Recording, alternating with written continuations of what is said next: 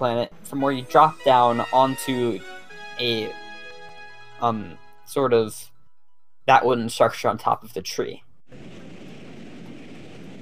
So many people take the launch star because you can drop down directly onto the top of the tower using a strat where you wall jump off of the wooden hole you're supposed to fall out of. However, if you know how to climb the windmill properly without landing on the top, you can simply climb up the tree like you do in Honey Hive 1. It's much more annoying this time because the camera's different and you need to make sure you don't accidentally take the launch star. However, Danny is getting it quickly. And I believe Miamix also got Honey Hive 1 skip first try. That skip is not too difficult, however, it can be really frightening to go for because it's a 30-second time loss if you miss it.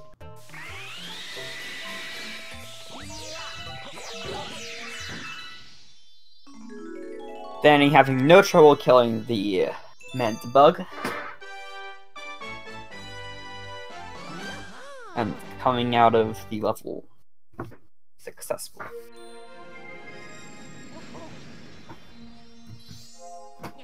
I do not know whether Miamix climbs the tree or does the older strat, so see if we can see the other way to do it.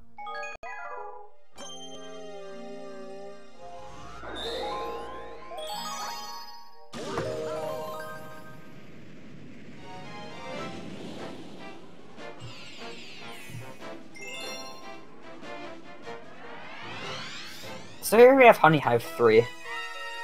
This star looks really cool in the task because you can, if you play at task level, move your D-pad around and get a bunch of star bits without slowing down at all.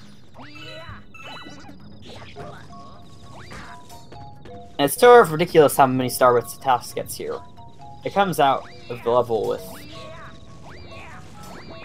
I think, somewhere around 80? And most players get 30, maybe. Then, unfortunately, bonking and falling down.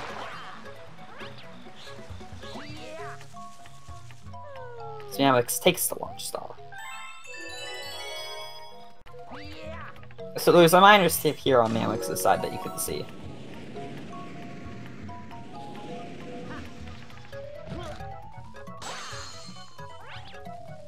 As Stanley grabs these for the first time. So Miamix is going to come up to this wooden log and wall jump off of it, hopefully. There we go.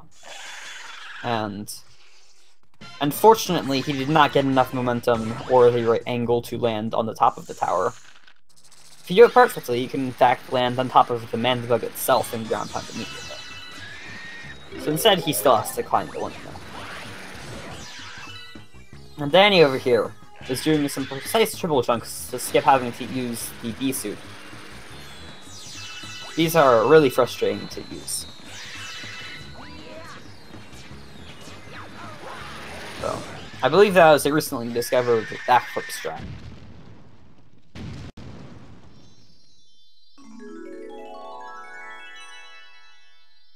Before recently, people usually triple jumped to get that.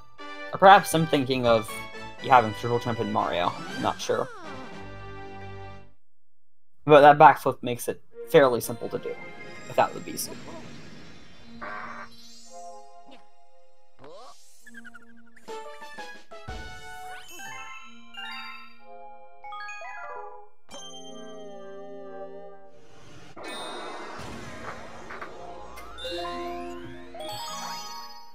So, this is one of the first levels with an IL timer.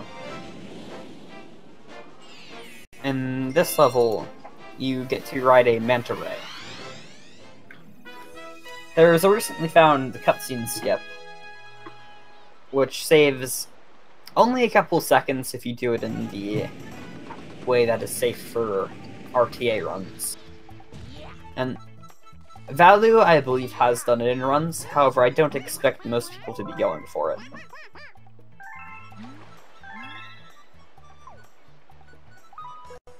So, we're going to get some predictions in chat on what the timer will be for this.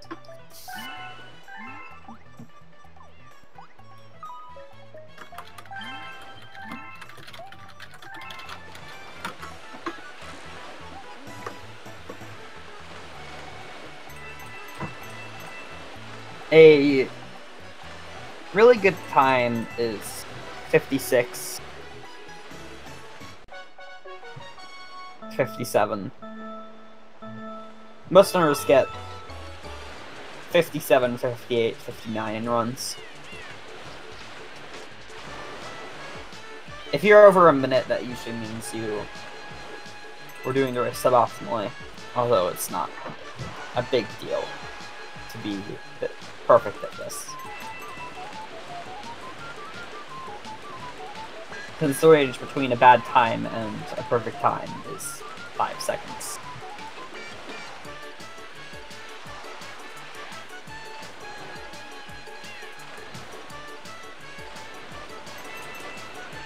Miamix is noting that he does have batteries, so that if he runs out of batteries, the run will not be dead. This is good news. We will probably be seeing a finished race tonight.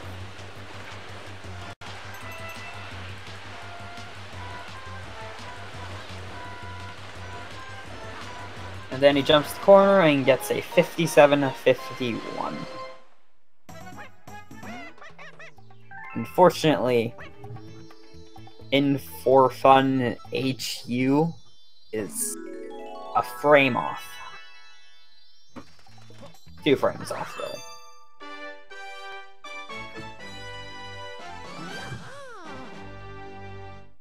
Quite a close prediction.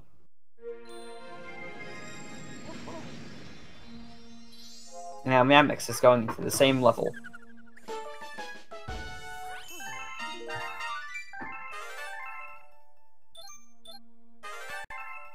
However, In for Fun was still about several orders of magnitude closer than Turret Raider, who guessed a time which is half as fast, half as long as the task. Which would be an interesting guess if you were familiar with how long the race was.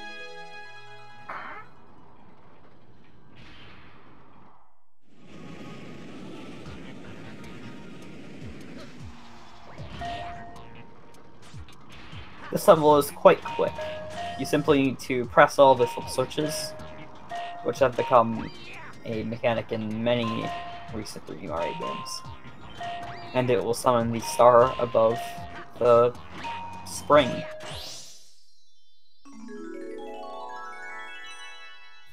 The old time triple jump will let Danny skip using the spring though.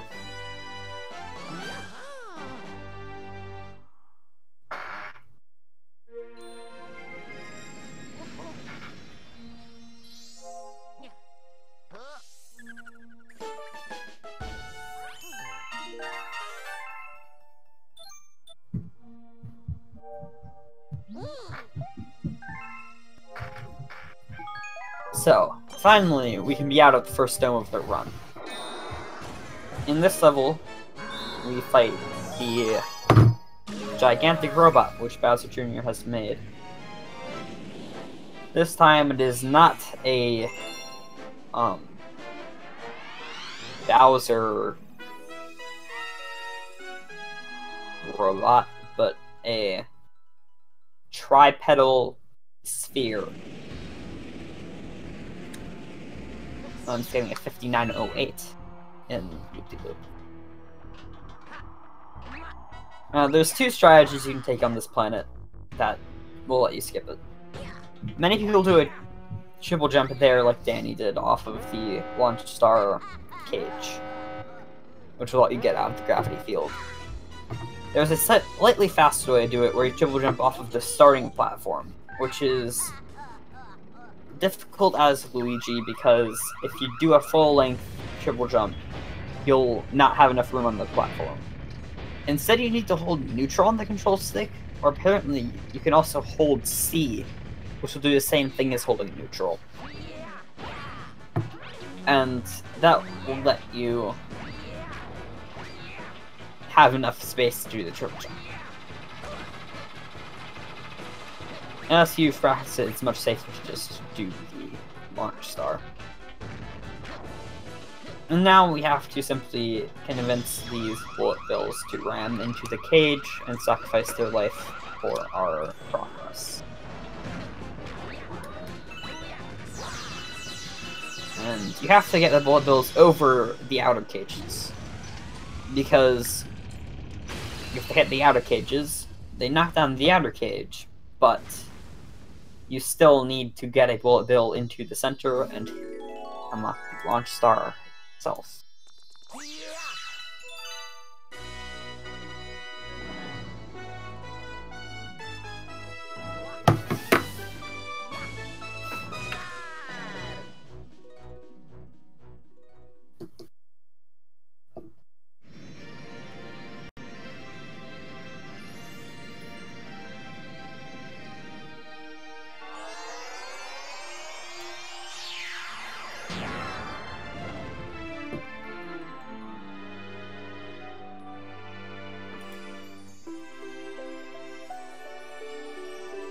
Yamek's now enjoying that Mega Leg.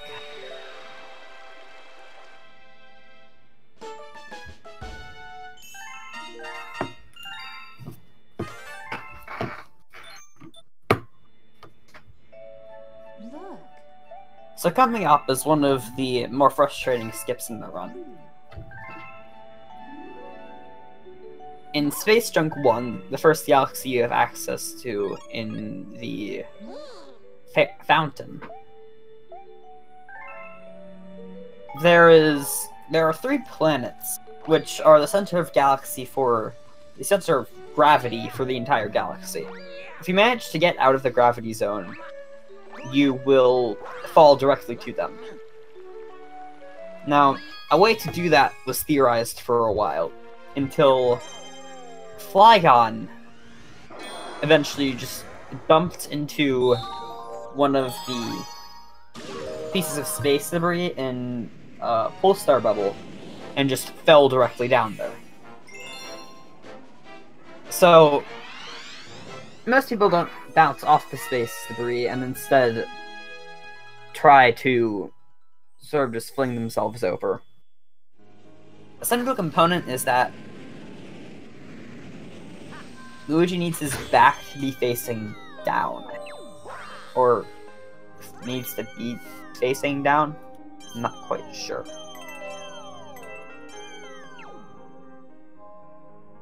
And Danny gets first try. Now, the direction Luigi is facing in the bubble is very, I describe it as chaotic. It's not RNG, it's entirely deterministic. If you use the same route, you'll probably be facing the same direction, but very minor differences in what you do will correspond to major differences in the direction that Luigi is facing. So you basically need to practice doing the exact same sequence of Pulsar grabs to be able to get it consistently fast. Or you need to find some sort of way to get Luigi facing the way you want him. What you can do is enter the gravity field of the star chip planet that you're normally supposed to go onto, but it's sort of finicky to try that, and most people don't do it. Instead, they pay attention to what direction Luigi is facing and try to wait for when he's facing the right way and sort of fling themselves. Or they just try flinging themselves towards the 3 planets over and over again.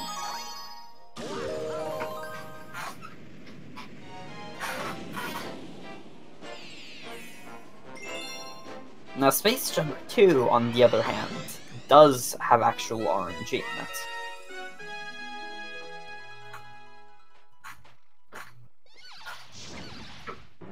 We think it's... Some people think it's influenceable by... I don't know, previous runs, or when you've reset the console. I've heard ideas like that thrown around, but I am not sure if any of them have actual standing in fact.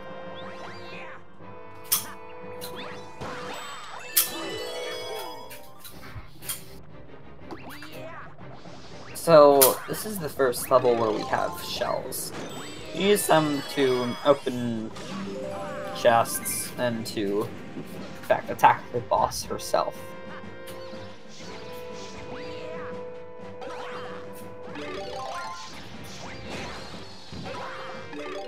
So we want to use these shells, and we want to bring one of them with us to the boss fight. Which you can do by skipping the Sling Star, which you can't take with a shell, and doing that triple jump up there. If you miss the triple jump, the bridge just fell down so you can't go back, so you only get one shot at it. Thankfully, it's not too difficult.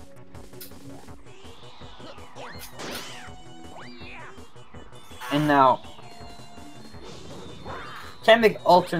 Camilla rather alternates between shooting the green shells and the red fireballs. You can see what she's going to do by looking at the sort of colors around the wand, or just by knowing the pattern.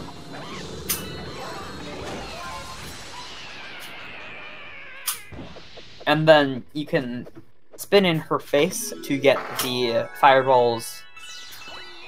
You should just not shoot them.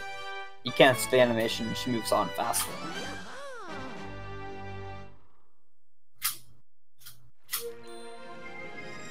Now, because I was discussing Space Junk 1 skip, I didn't mention the movement optimizations you can do on this magnet block planet. Danny long jumped directly from the purple platforms over to the red pizza blocks.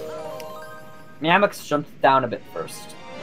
The jump Danny did is pretty precise, and when I've tried it, I've often ended up landing on the triangles before they actually formed into the circles. Which, you slide off, die. Much more punishing than Space Junk Comet, where that puts you back to the start of the level, but either way, a major mistake. The second of the Trial Galaxy mechanic introduction stars is the Rolling Green Galaxy. If you look at the little model Nintendo made on the bottom right, the Wiimote is held straight up during the section and tilted in different directions to make the ball go. They there jumped off the side of the planet to land on the pathway. The jump is pretty precise, but not too bad if you know where to aim. And quickly going to the end of the level.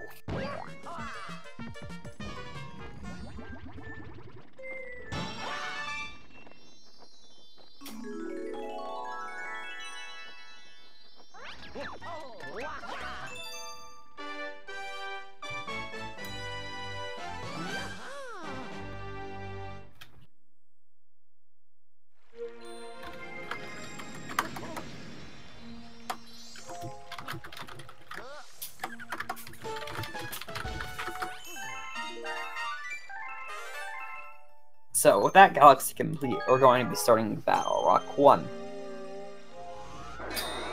This level is the main starter generator in this section of the run.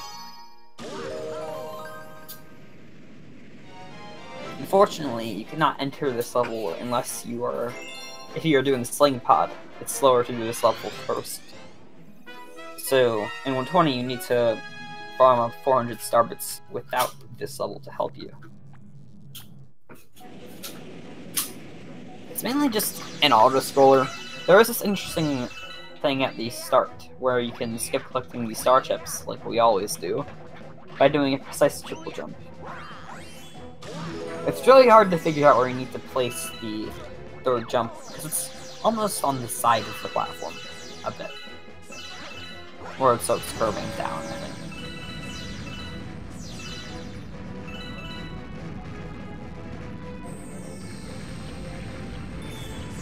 The main thing here is don't die. Dying means you have to start over, which loses much time. And instead, just collect as many starbits as you can, because you need 1,000 of them.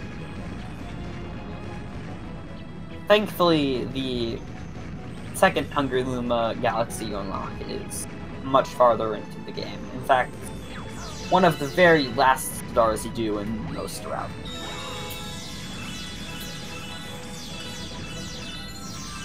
So it's quite difficult to not have enough for that. if you are completely ignoring star bits, it's possible to not have enough for sweets. But if you pay any attention at all to collecting them, you will be fine. And with 20, however, you need to be collecting the star bits constantly. And in fact, we go out of our way to grind them by finding a section where there's a lot of star bits close to a checkpoint, so you can grab them all and quickly die. And you want to grab as many star bits as possible in 120, so you don't have to do that more than absolutely necessary.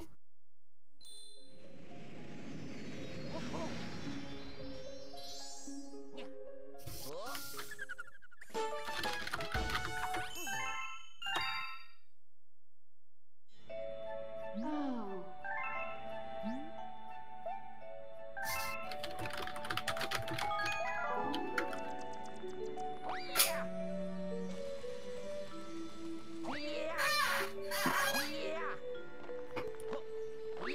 So, coming up is Battle Rock 2. This level features 2 of the first camera manipulations, other than the quick going in the first person to cancel the landing animation. You can also move the camera around to load and unload various objects. In this level, we're using this to get a launch star fully activated, which will let you take it without flying past it. And I'll be using it to affect the cycle of a crystal, which you need to shoot from out of a cannon to make sure that you can shoot instantly without taking any time to wait for the crystal to be in position.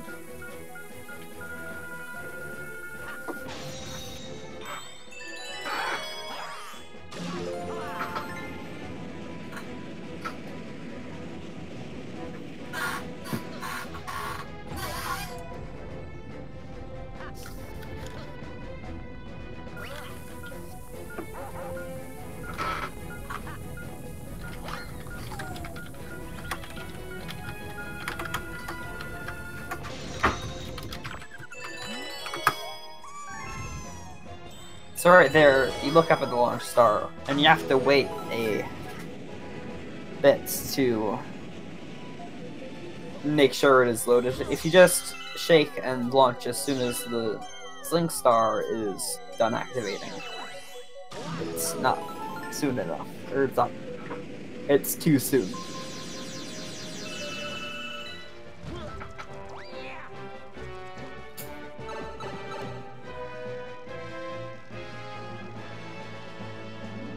There is the aforementioned crystal.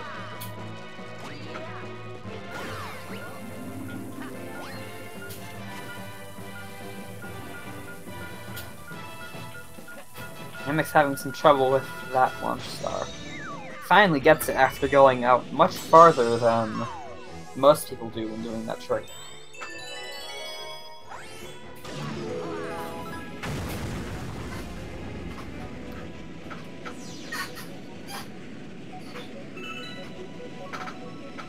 Another interesting thing about Battle Rock 2 is that if you're in a route where you do Battle Rock Secret, you also won't defeat the Luma while you're in Battle Rock 2.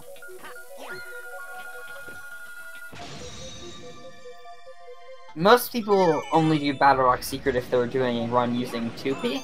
However, if you do the fastest strats in the garbage disposal minigame, it's faster even if you only have one player and have to throw a bomb at a chain chomp to get some extra star bits for the Hungry Luma.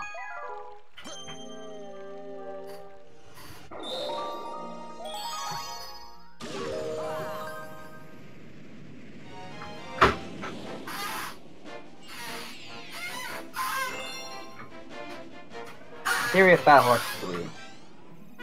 Fairly slow stage.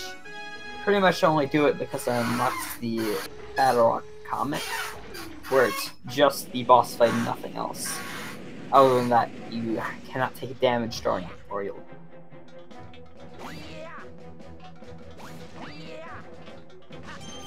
Getting that bullet bill to cooperate in Battle Rock Run can be really frustrating. It really likes to break the cage with the star bits in it. You have to weave it around really carefully to get to the end. Or, as I do, freeze the bullet bill in place and then sort of dance on top of the cage until it goes over it, which is not a very effective strategy typically. If you just walk straight into those electricity around the cage, then Luigi just gets electrocuted. But if you duck, you can actually go under the hitbox, and then be closer than you otherwise could be to the launch star. Yes, my chair is squeaky to some extent.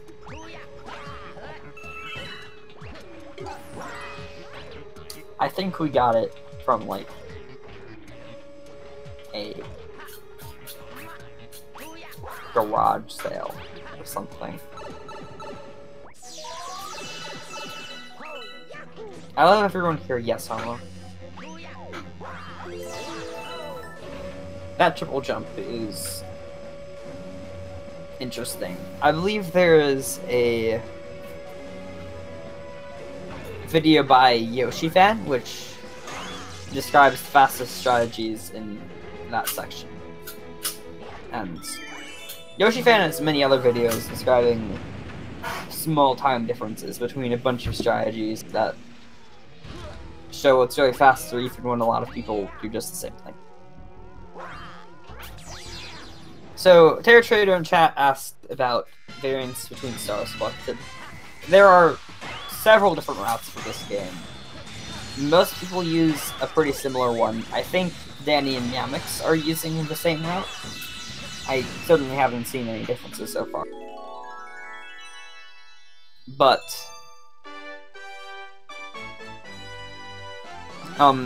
many 2P runners do Battle Rock Secret instead of Freeze Frame 3.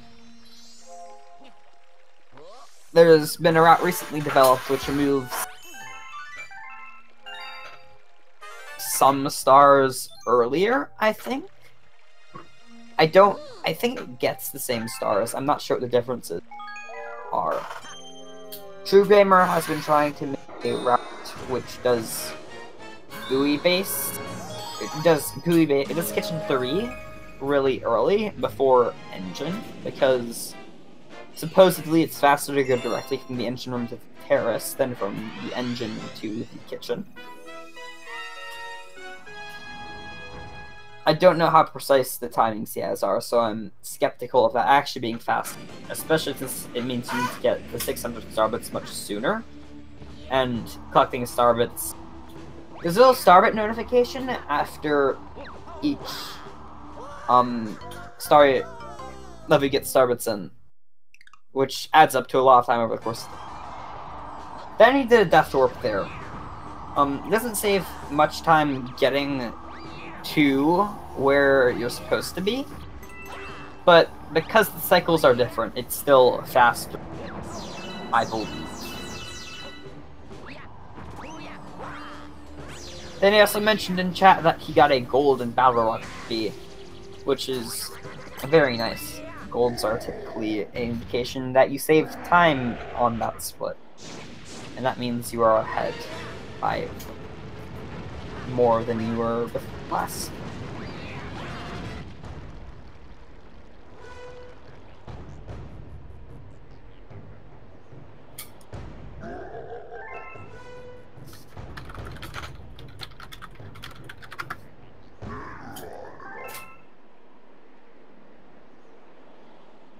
Ah yes, the pointer is infamously bad.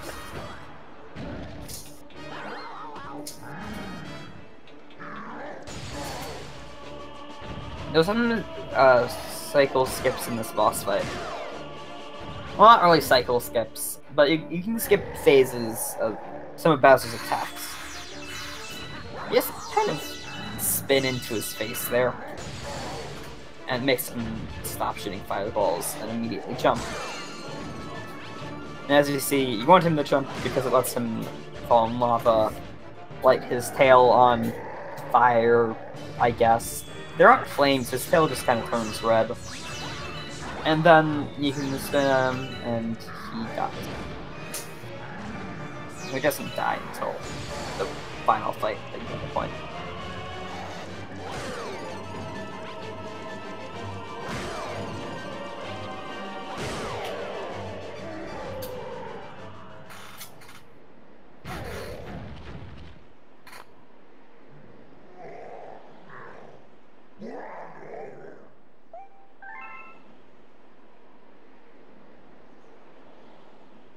And now we are going into Kitchen. Kitchen has a few galaxies with pretty interesting strats in them. There's Beach Bowl, which has significant skips and multiple levels. And there's Ghostly Galaxy, which has the only clip used in the run, although there are a few others that save time if you can do them consistently. And it has some jumps on invisible platforms, which are quite different.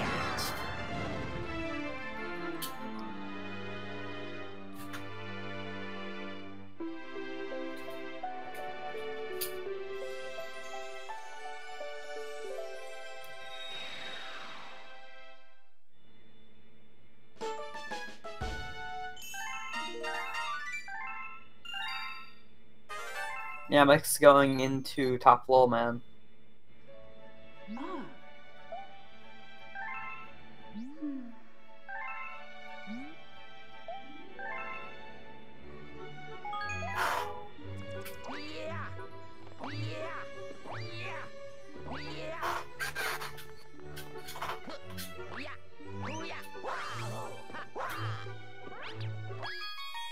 Okay, so Danny's finally entering Beach Bowl 1.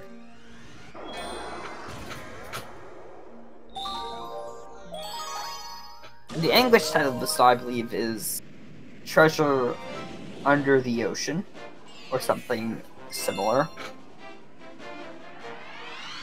Underwater treasure hunt, maybe? And there are 5 star chips, as you can see, which are supposed to collect to summon a launch star in the middle of the ocean floor. However, instead you can do some jumps off of the palm trees to get up there. And this is one of the first parts of your run where a mechanic called tilt is important. Now, when Mario or Luigi walk up slopes, there's a variable called tilt, which sort of helps rotate the character along the yaw axis, I think it's called, but vertically, so that the character is facing more up or more down along with the slope. And because of the way the game calculates jump height, if you're moving up a slope, the game wants you to jump higher because you're already kind of moving up, and vice versa when you're moving down. But the tilt variable it doesn't update very well, so if you walk up a slope and then onto flat ground, you can stay tilted upward, and then that'll let you jump higher. Then you got a surface swim, which is a glitch that will become much more prominent later in Sea Slide. And in this star, you just have to get the golden shell and bring it to the instructor so that he can give you an A, and they'll give you class and give you the star.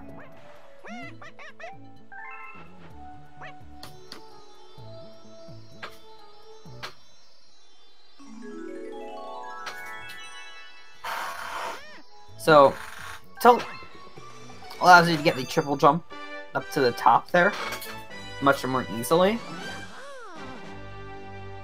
it's having good tilt isn't necessary as Mario. As Luigi, you can get it regardless if you time it well. It's much easier with good tilt.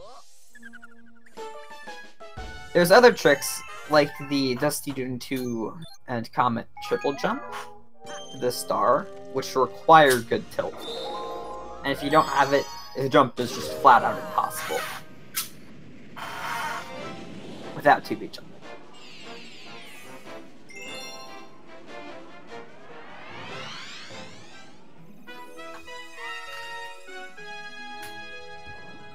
And then we have Beach Bowl 3.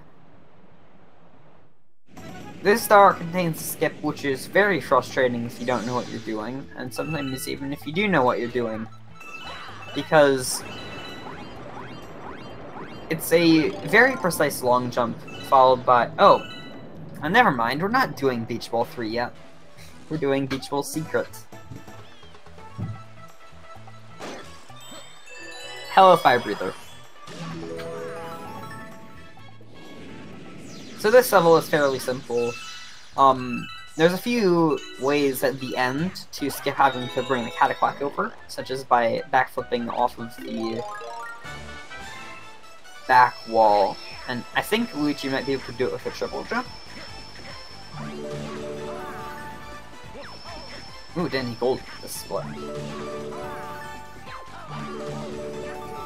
So, we'll see how Danny goes about doing it. I think he just drill jumps. Nope, backflip off of the... I don't know if he can make it off the triple jump. So, now we're actually going into Beach Bowl 3. So, on the Stone Cyclone, there's sort of a section where you can long jump directly to the end over a large gap. And then you have to wall jump, which is really the hard. Getting the long jump out there is...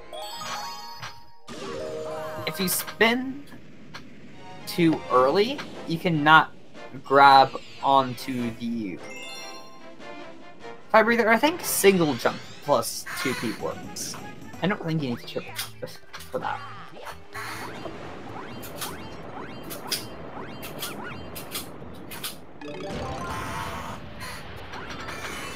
So, the skip only saves about 15 seconds.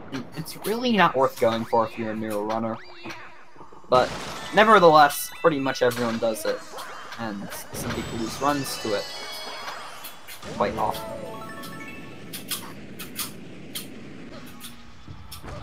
Yes, 2P is quite OP. We'll see what Claire manages to pull off with it in this tournament. I think she's the only one using it.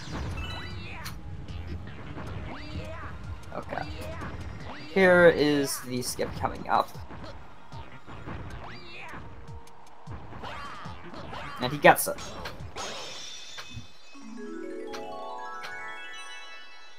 It is much easier as Luigi than Mario. I think even Valu does not try to do it as much anymore, at least. And do not fret, because we get to see it, each runner do that skip twice. Because you have to do it again in the Beach Bowl Comet for a grand total of 4 this run.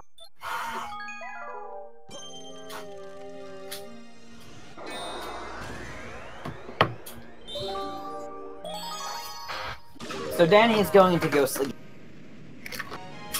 This galaxy contains a skip where you the floor in that mansion section does not have collision from the bottom. So if you can get under the floor and then use a pull star to pull you back up, you'll just clip straight into the mansion. And be able to skip, collecting a key, and walking around the whole way. You can also use that rainbow star to skip using the lights to kill the boos.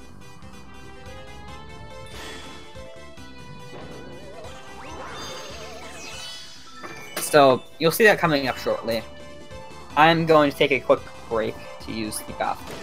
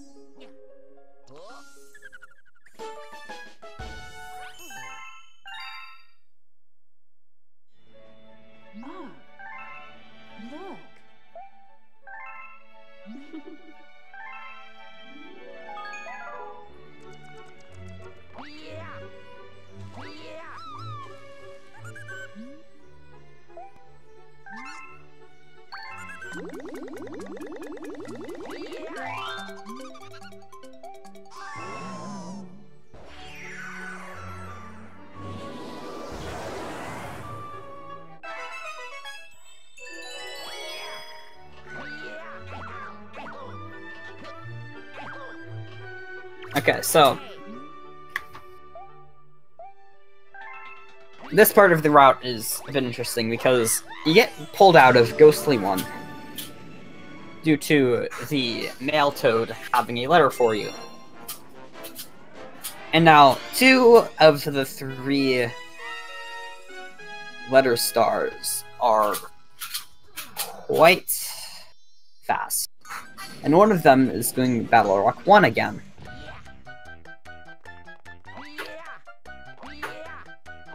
Now X apparently had some trouble on, I assume, Beach Bowl 1.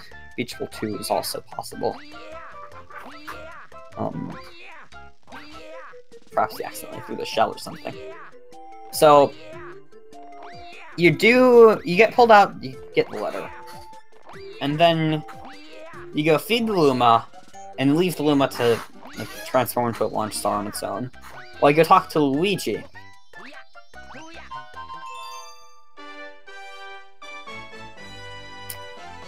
Actually, no. You don't get the letter right out of Ghostly 1. That's completely wrong, and everyone in chat realizes that, because they did not see the letter happen. You instead get pulled out because Luigi is there now, who you rescued in a Ghostly 1. And now you do the male.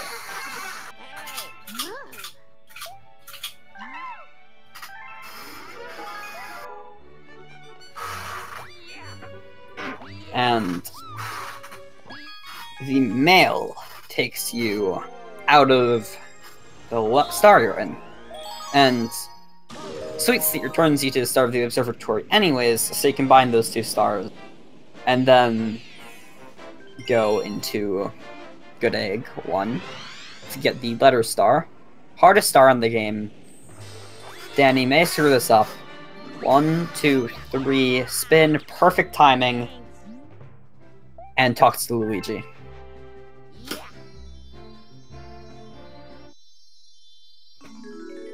Perfect execution.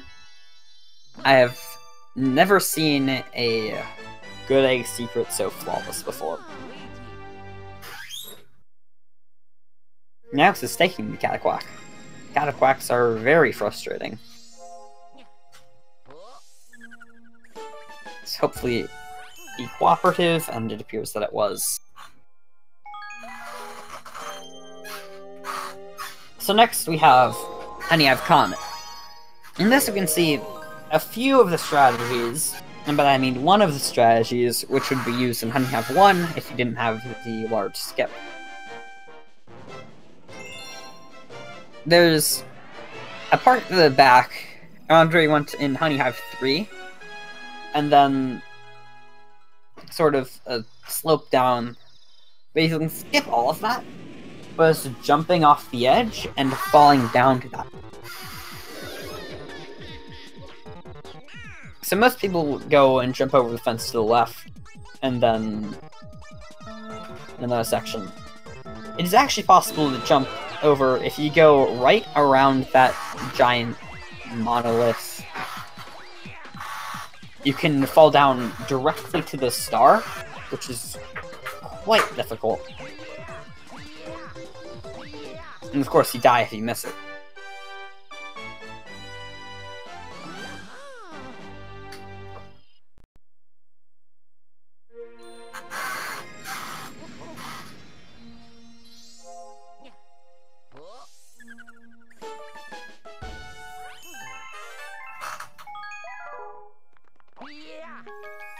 Now hopefully we will see a successful Beach Bowl 3 skip from Yamix.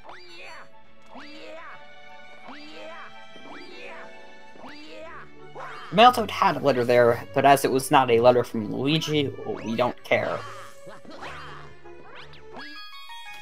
X is opting to not do the skip, which is the smart choice if you are not perfectly comfortable for it, especially in a race. You don't need those 15 seconds. Don't bother with them. And now we'll see another Stone Cyclone skip back-to-back from Danny. If he does decide to do it. Which is what I expect, given that he did it the first time.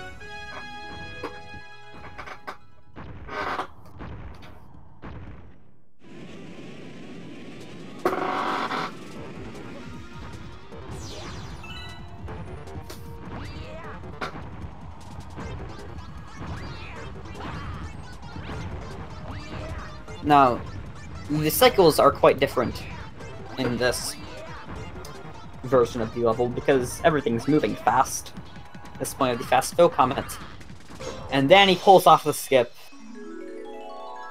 No flaws. Just perfect execution all around. Both times. Does not stumble once going.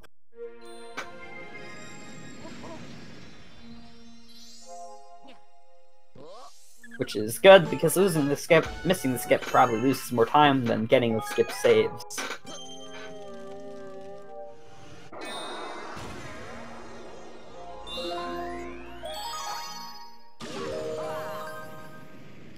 Danny's in the lead by a fairly substantial amount.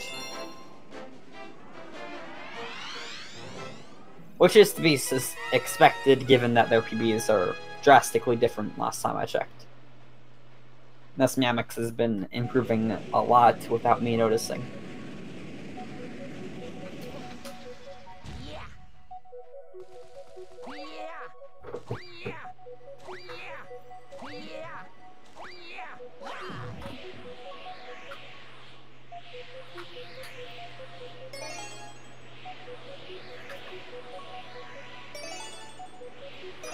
Both runners collecting star chips here. As Danny is in a bubble and Meowmix is just running around the room. And now we get to see Ghost Flip on Meowmix's side as Danny performs a backflip onto these rocks. There's no invisible wall or anything. Kind of just jump on the rocks. Oh, Meowmix not going for the clip, in fact.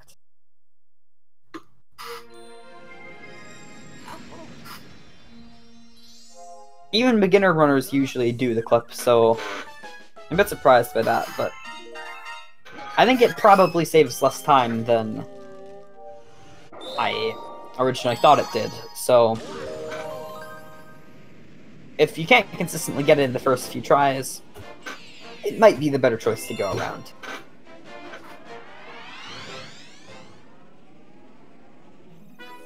I'm sure Meowmix would be perfectly capable of getting the skip if you tried it, but he just doesn't want to risk taking a couple tries and then losing more time than it's worth.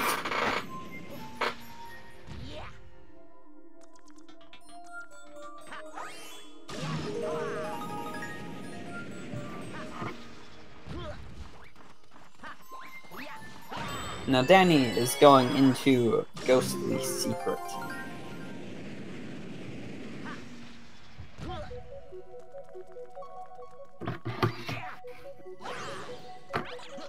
So this is the first introduction to the ladder mechanic, which evolved into the Bulb Bear in Galaxy 2. And Danny appears to be doing one key,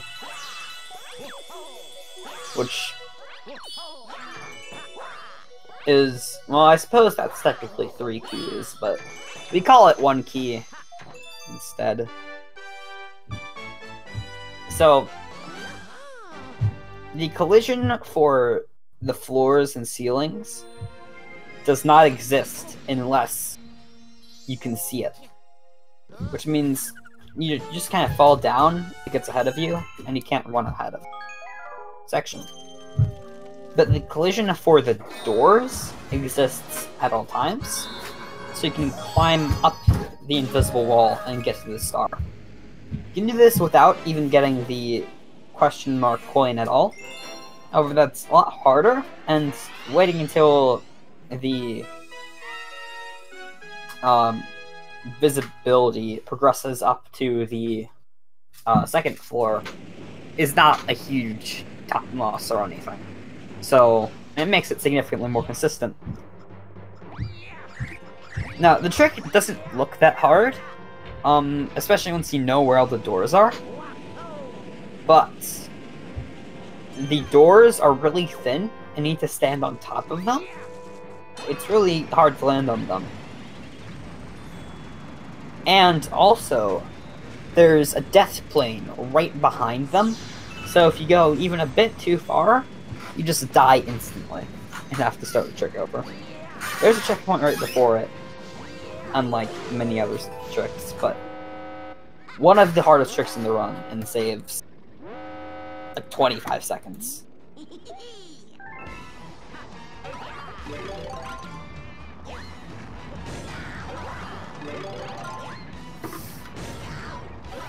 I think if you check out the runners' streams, they both have their splits up, so you should be able to see how well they're doing if you want to fire break. I don't think either of them are on exceptional runs.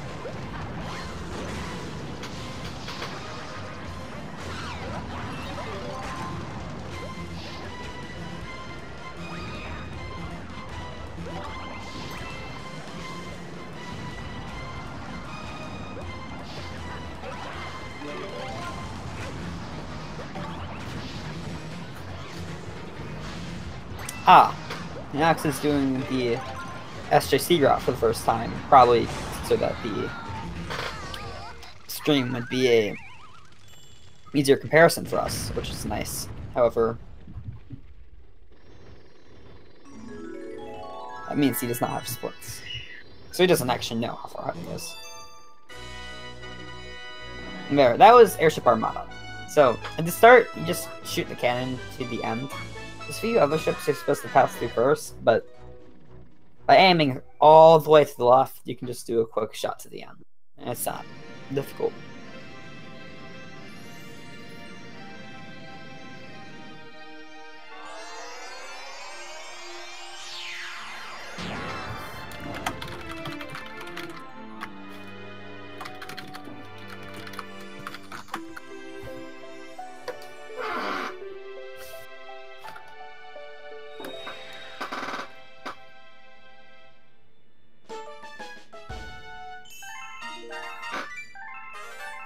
Nearing up on the halfway point at 28 stars,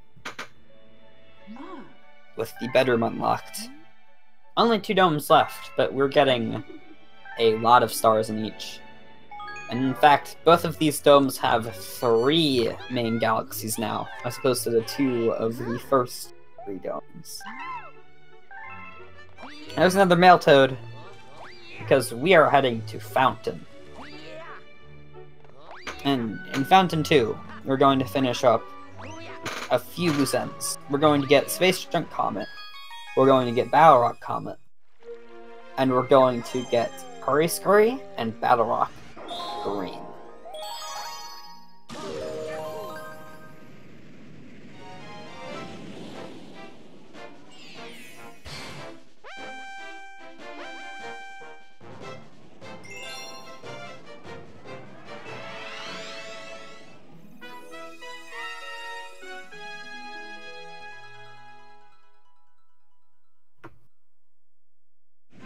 So,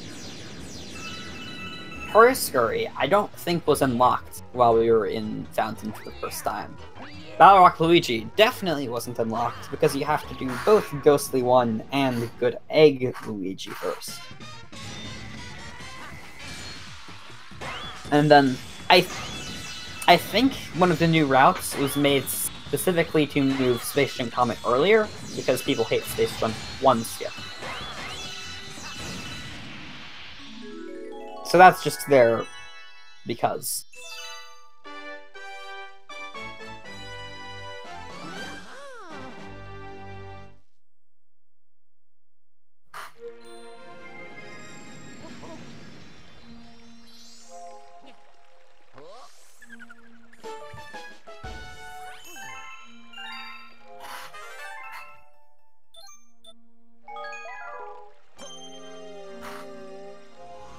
So now we're going to do Hurry Scurry next, because We need a star in between Battle Rock Comet and Space Junk Comet.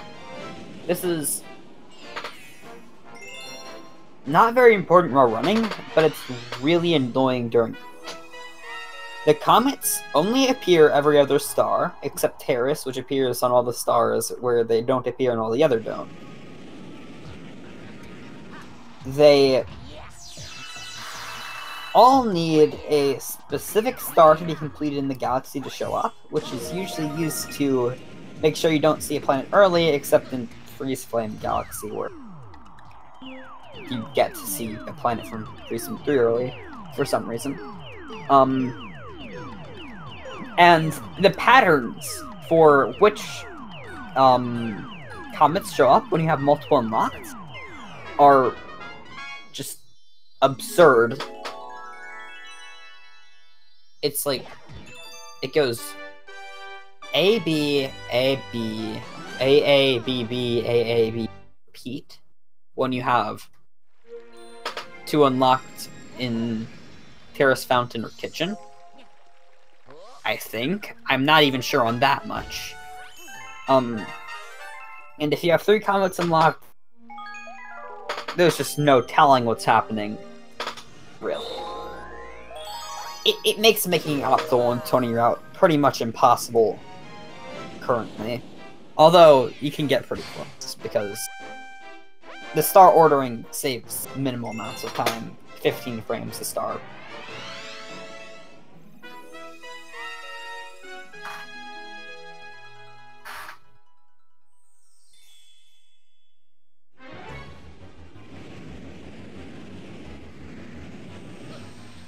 Thankfully, any percent that doesn't come up because you either only have 1 comet unlocked or only 2. And it's pretty simple to work out from there. Now, Space Junk Comet. First try. Danny seems to be pretty good at that.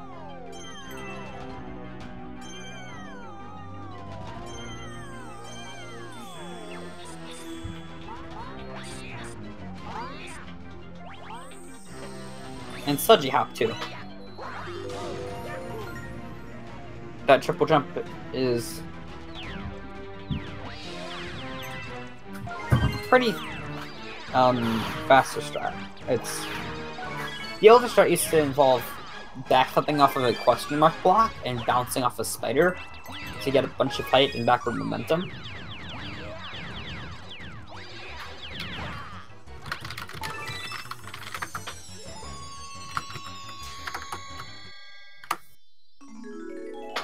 But Sludgy Hop, discovered by the Sludgy Gamer,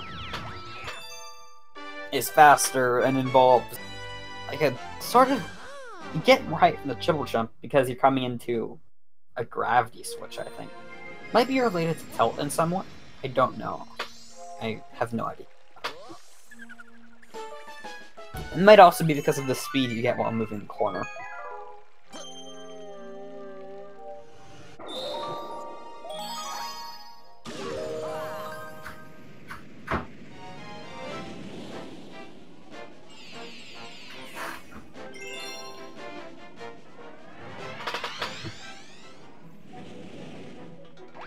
So now, Danny is heading into Battle Rock Green.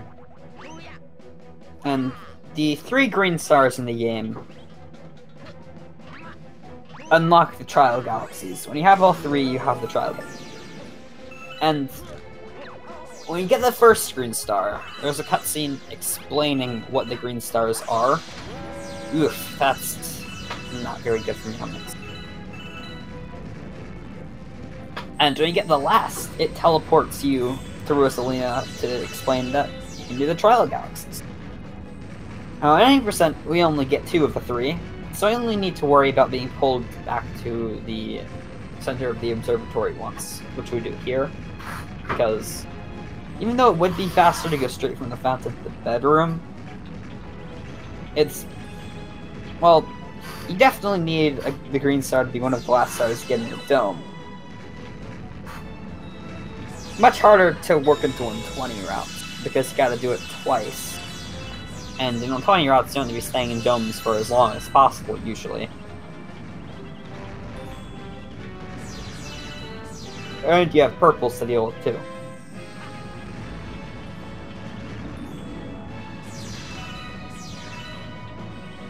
Nemec's getting... I assume he went for 1 key. Fine. Now, Luigi is under the saucer, as you could predict by the star name Luigi. Ooh! Oh, Bill dies.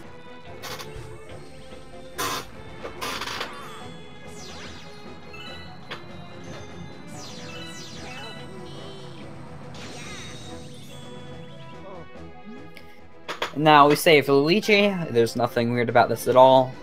What I find amusing about this is that it wasn't just that Nintendo was too lazy to make a different, like, Mario model or something. I think the reason for that is probably because they didn't want to give Mario dialogue more than anything. Because they actually made an entirely different model for this Luigi. Or perhaps the different model is for the player Luigi, and the Luigi, when he plays Mario, has a different model. It has the same model as the...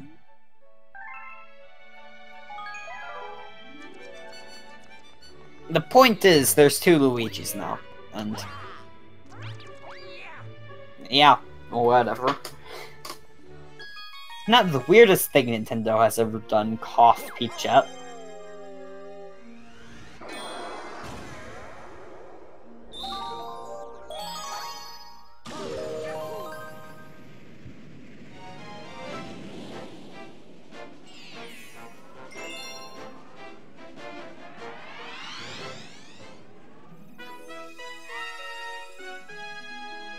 So,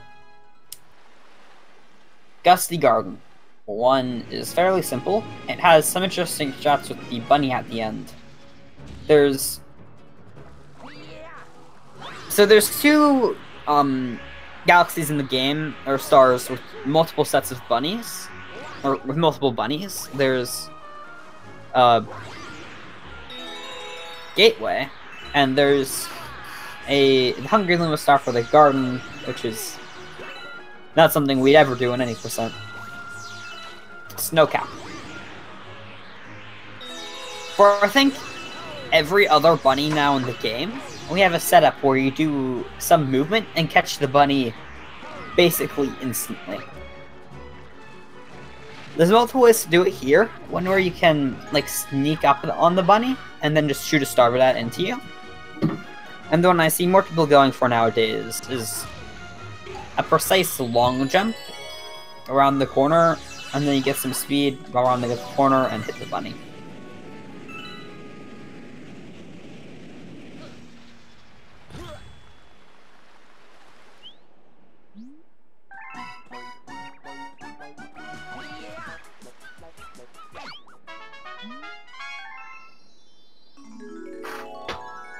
Now it's unlocking the bedroom. Only a few star buttons behind, although stars are quite long in this game. So, being a few stars behind is fairly significant, more so than in 64, at least.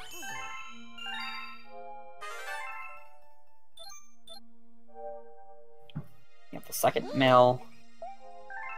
Then it's going into Gusty Garden 2, I believe. Now, in Gusty Garden 2, there's a planet in the shape of a question mark with a bunch of moles on it. And these moles are really frustrating because they go all over the place, and you pretty much have no idea where they are most of the time. So by manipulating the camera, you can keep them off screen for the most part, and predict where they're going to be because they aren't loaded, so they stay in the same place. They're off camera.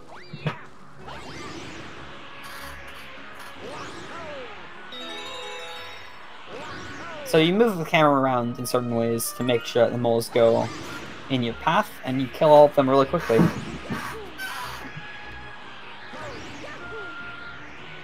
Sort of similar to what you end up doing in Drip Drop later on.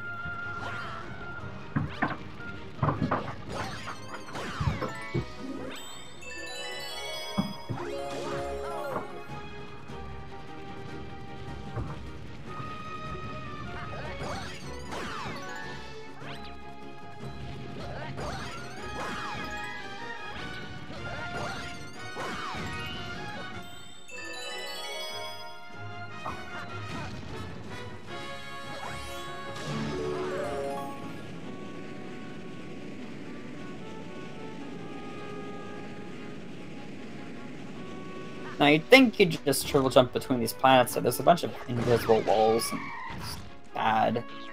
But I intended to make sure you can't.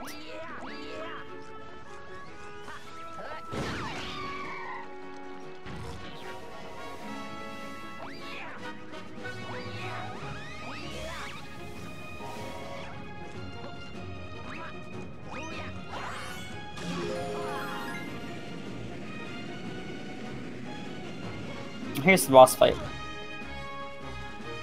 Not too familiar with the strats for this, but I think you can like jump over it to make it come out faster.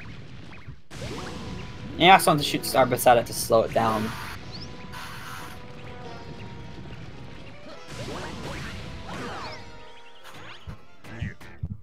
Now, Danny doesn't have any starbits right now, but the bosses all drop a bunch when they take damage, so you can get starbits on this planet.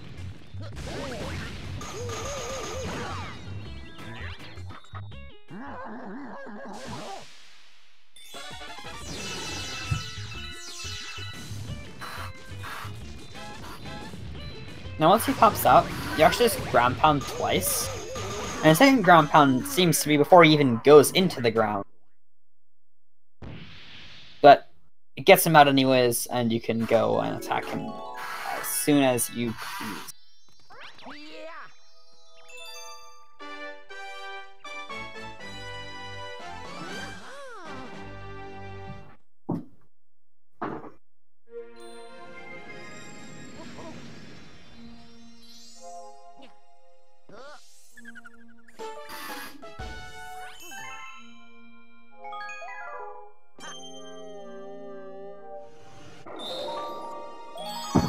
And apparently Meowx is not used to doing Space Jump Comet, but he seems...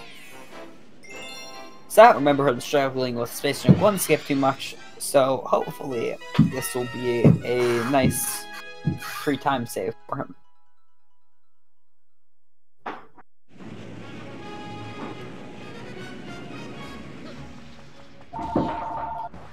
Now Gusty Garden 3 is pretty standard up until the end. Although I believe Danny may be going for Secret first. I'm not sure whether getting the Rainbow Star here is faster even in 3. Because you do move faster when you're Rainbow Luigi. But you also just need the star to break the golden chain chomp and get the secret star. So we'll see what.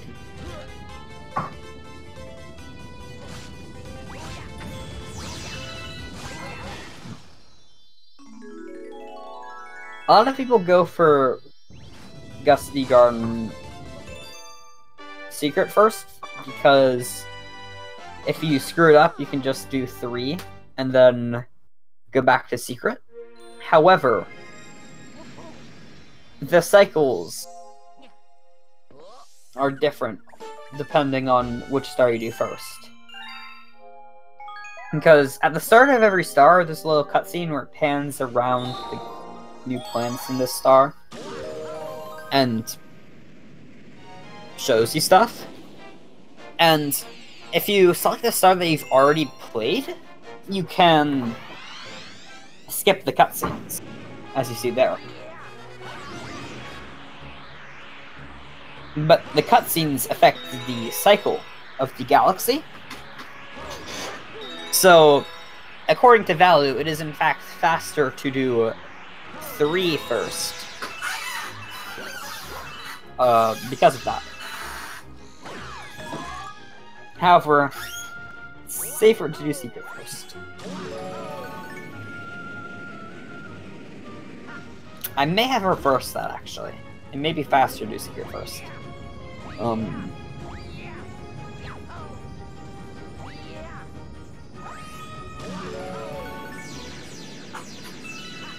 I know it varies between different galaxies, which is faster to do first, because if there's no cycles involved, it's faster to do Secret second, just due to the star selection screen cutscenes being like 15 frames faster that way. or quarter second. But many people, when making their routes, don't take that into account at all. And really, we didn't care until I made the task route, and, well, you gotta save every frame, it's a task route. So I accounted for everything I knew of.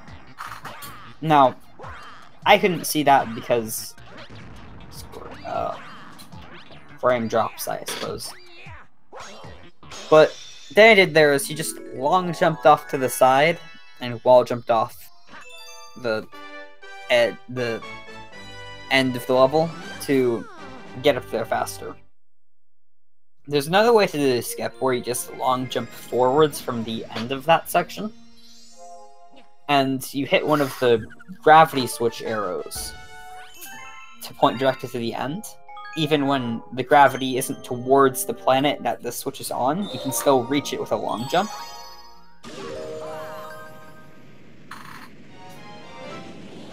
That's the strat most people use as a Mario, because the long jump directly to the end is really hard to get with Mario, although I think it's possible. Some people say it isn't, but I think the only strat that's legitimately impossible is Mario 1P GUI base.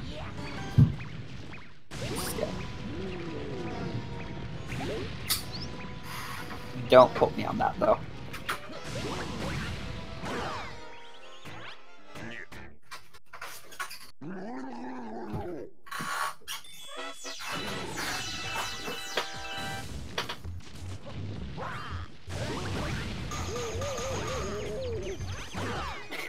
Place Mario at the top of Luigi. If you go to change.org, you can create petitions. And if you get enough signatures, I am sure that... If you get enough signatures, Congress is required to respond. So, just putting that out there, I think Congress can make a law requiring that we change it to Luigi. That's the avenue I think you should go for getting it to happen. Guaranteed to work.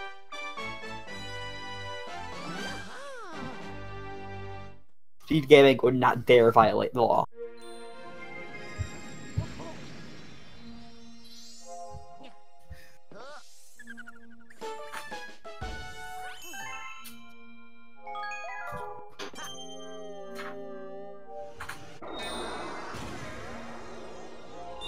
I'd say we were definitely at the halfway point for both of them. Entering bedroom is kind of halfway through. Usually an hour 20 to an hour 30, and you got 32. Pretty good measure of it.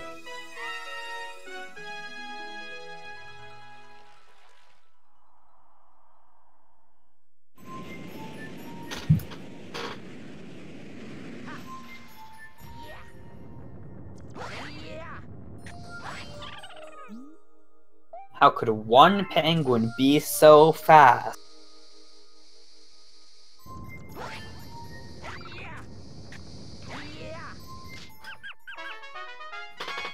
I like the ice skating. The penguin chase game is stupid, but just ice skating in general is pretty fun.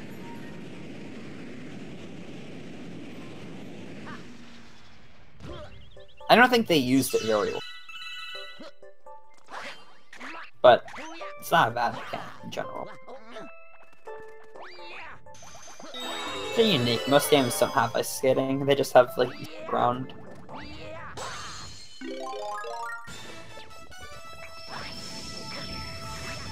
So, I believe it was Artemis recently discovered that you can actually avoid that cutscene trigger if you go far enough. You can climb up the back by, like, a slope jumping up the ice wall. Or the snow slope. And then Xander, the guy who was working on the task, found that you could sort of just kind of walk around the very edge of the wall to the left. You get it? Now I'm struggling with the bunny chase there. However, Xander also found that if you just got close enough to the boss, the cutscene would trigger anyway. So, as far as anyone can tell, you can't skip the cutscene. And it's not like it's a very long cutscene anyways, so even if it's possible, it's probably slow. But it's still an interesting discovery, showing that this game still has more glitches in it yet to be.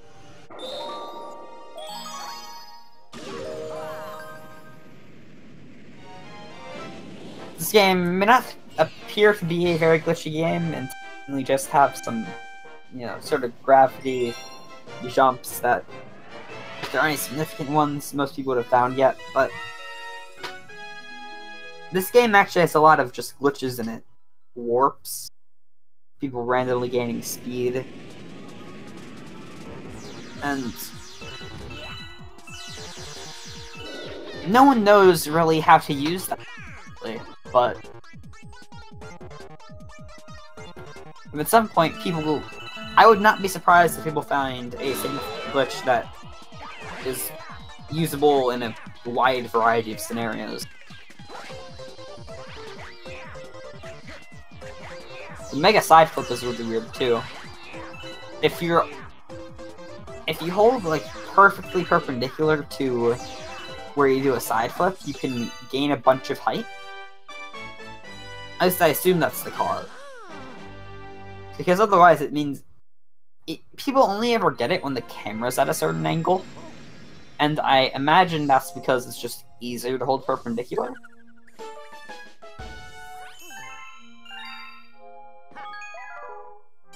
But the camera needs to be like straight on, and it needs to be aligned with one of the cardinal directions, even.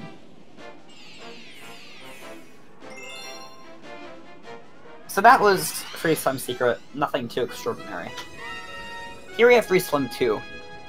So there's two diverging paths here, which are both way faster than the casual strat. There's a lava boost, which is about a second slower, optimally. It's slightly fast. It's slightly easier to do optimally, but also it's much more precise.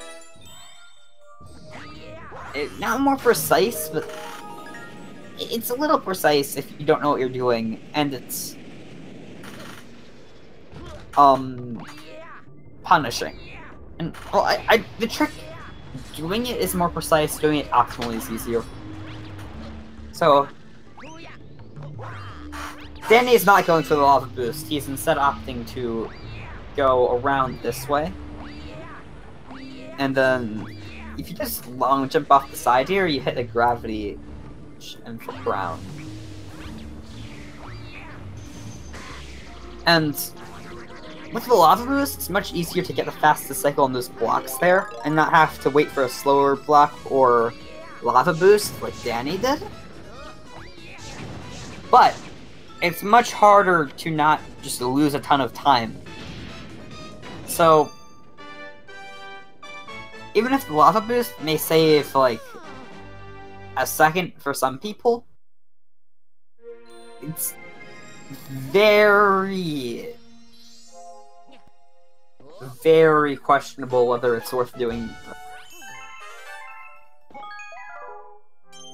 It used to be a lot more common.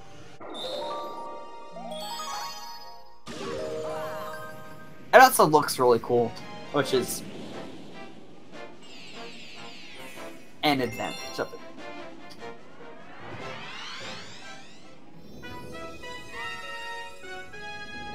So here we have Free Slim 3. It's one of the slower stars in the run, but it's nice.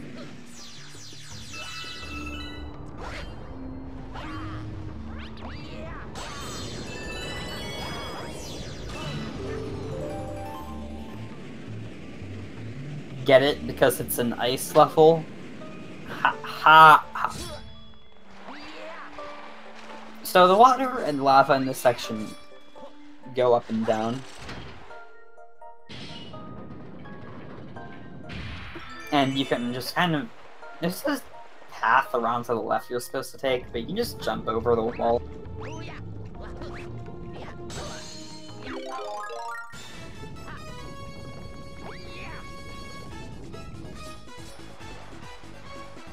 Nice long jump.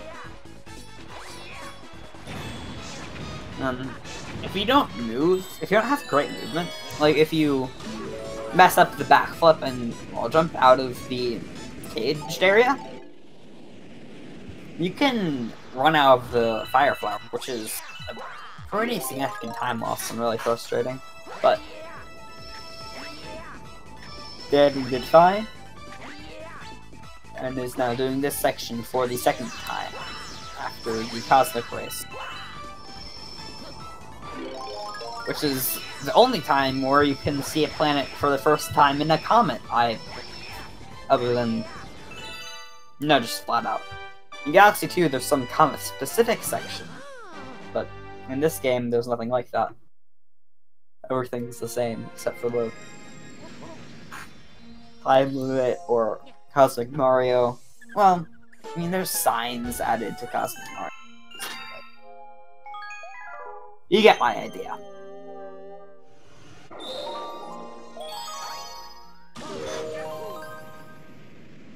Oh, did I say he did Secret earlier? I think I did. He did come there. This level starts off the same as 1 with the penguin.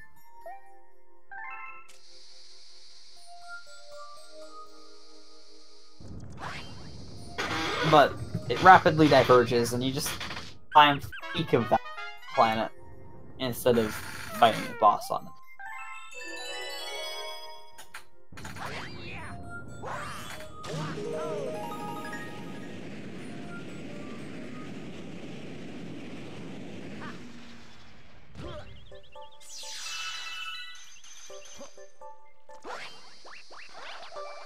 I'm interested in seeing what strategies Meowmix pursues Gusty Garden 3. Because we've seen that throughout this run, he has typically been one to use the safer strats. But neither strat in Gusty Garden 3 is particularly safe.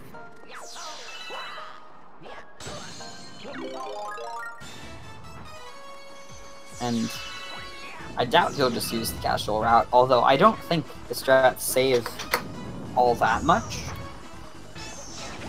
I'm sure it's under 30 seconds.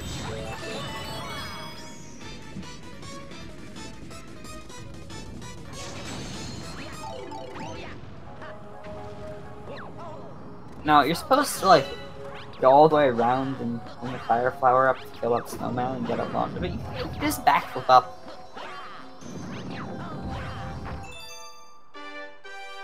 It appears that Meowmix did do the long jump.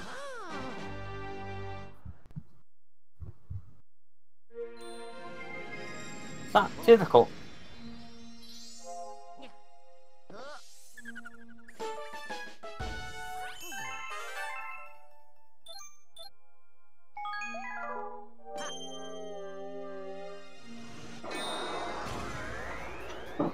Danny is done with Dusty Garden. You only take one trip into the bedroom, and Dusty Dune is a really slow galaxy, so don't do anything in it. So Danny is doing Honey Climb. This strat has this level has a fairly recently discovered new strat, where if you hold neutral on the control stick and jump off of the honey wall and immediately spin, B-Mario gains ridiculous amounts of speed. You can just fly directly to the launch star there. And it's usually not used in the second planet, but it'll also be used in the third. I think it'll be used twice in the actually. The last planet is mostly horizontal, so not much use in it.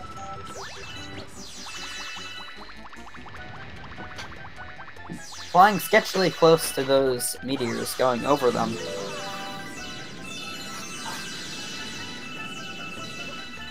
But if you hit them, you lose the bee-suit, fall down, you're dead.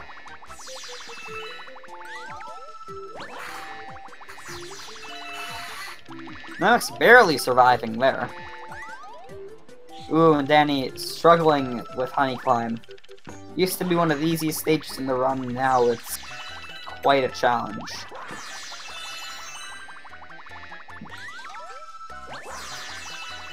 And he makes it to the star successfully.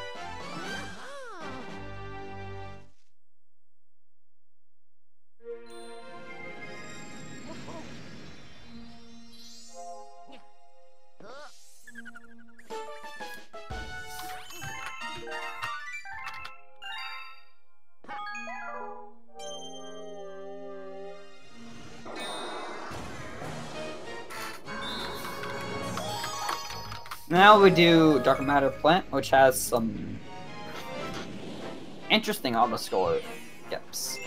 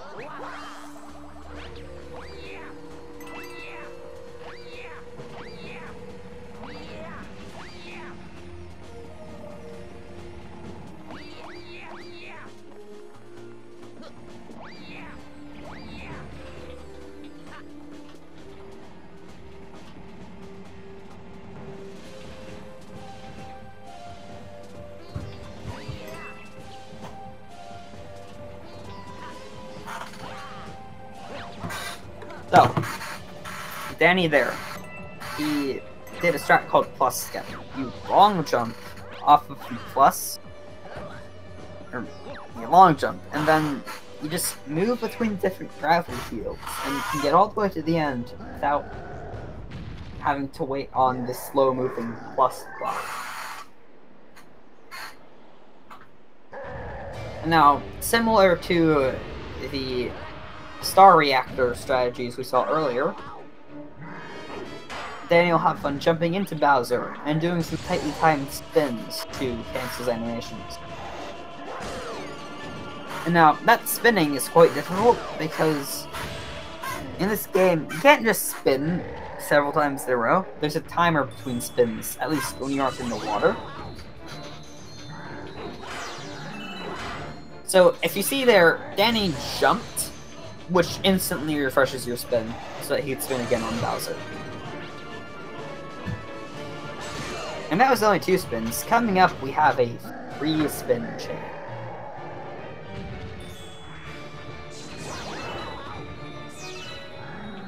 One, jump, 2, land. No. Spin as you're falling.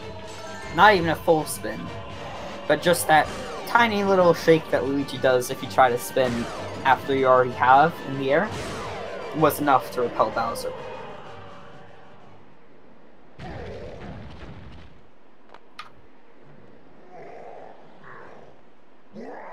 Hello, Kong 4873.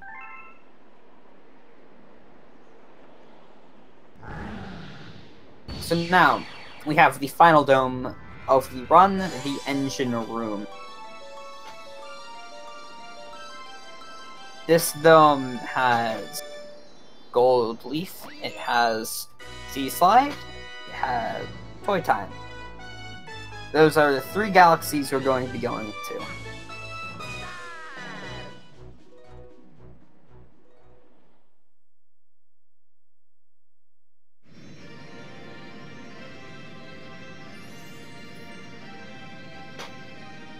And now,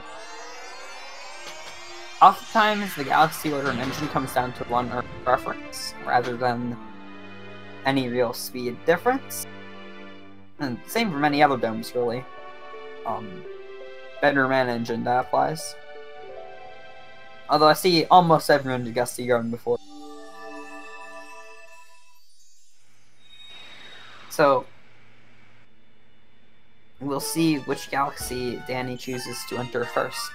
I believe they're both using the same route, so it should be the same. Mom.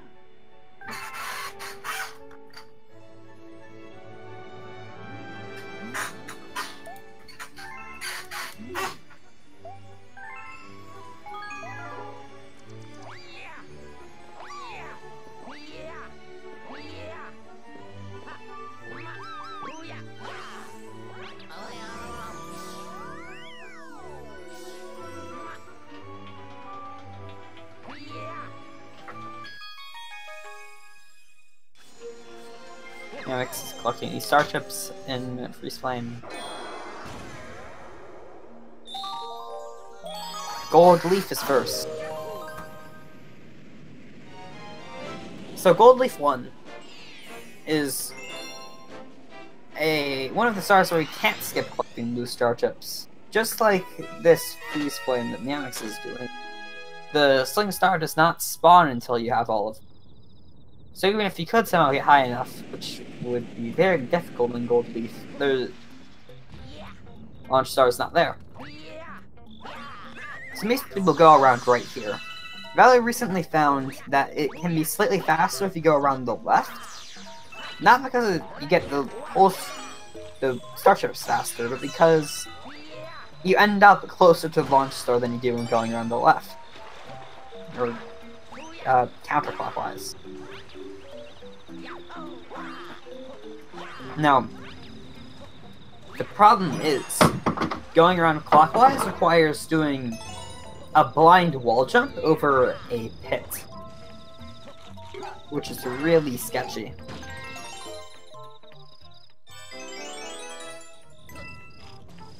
So I do not expect most people to be going for that in runs, given that it only saves a handful.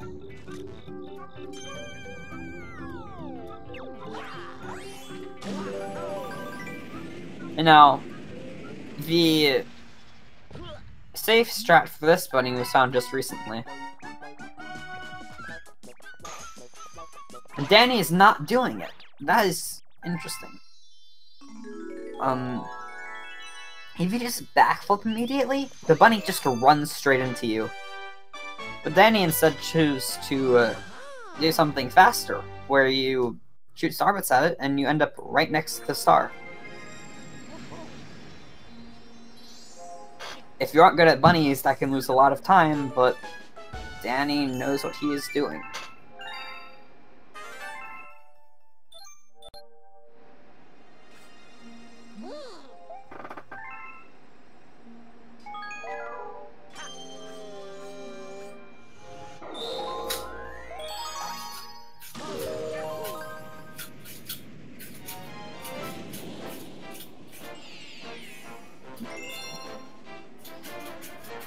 Gold Leaf 2, also known as Cataclysm Hell, is one of the worst stars in the game. Fortunately, you can skip almost all of the Cataclysms. In fact, all of them if you have 2P. By simply doing well-placed triple jumps and wall jumps. And some V-suit stuff at the end. Now, Danny used the Cataclysm, but you can just backflip off the fence and make it up.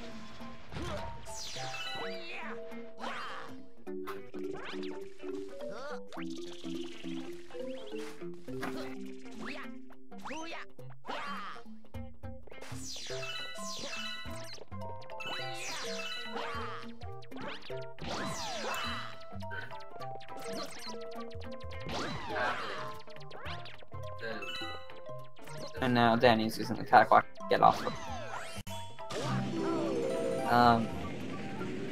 wooden zigzag planet. So with the B-suit, when you spin against objects, you oh, I did not know that you could go directly up. Interesting. What many people do is spin against the dust that the Monty moles make. Or just moles, I don't know if they're Monty. And that gives you a bunch of upward momentum, strangely. And you can get to the star with that.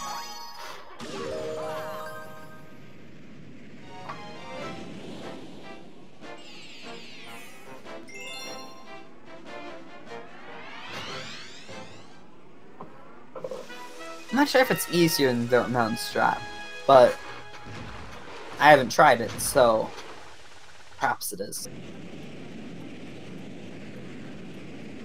So now here we get to do a backflip and wall jump off of this stupid tree here. And we get to do it twice from different camera angles.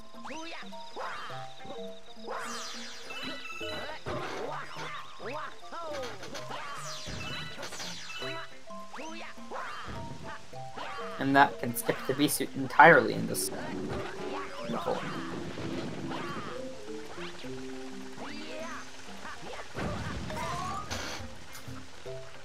The scout didn't skip here. And then he got it. If you spin too fast so that you move at full speed off of the vine, you go straight into the kitchen. But if you're moving slowly, you can spin back left and evade the trigger. And then he reports that he got a 2.5 second gold split on this stage. Quite a substantial gold in such a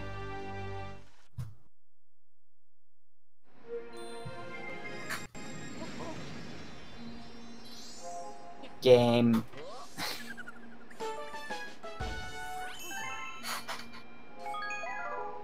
Yamek's almost sliding directly off the top of the level, but can't get a wall jump. Thankfully, he makes it up unscathed.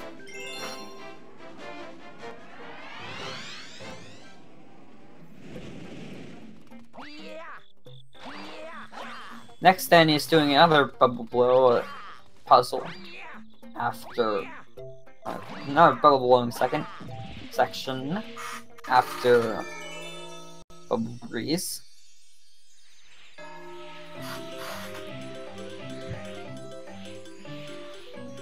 Collecting the music notes at full speed.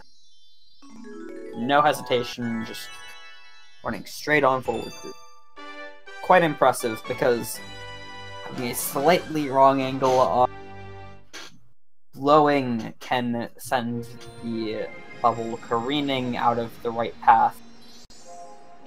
And then you have to backtrack to get all of them. Which is not ideal in any sense.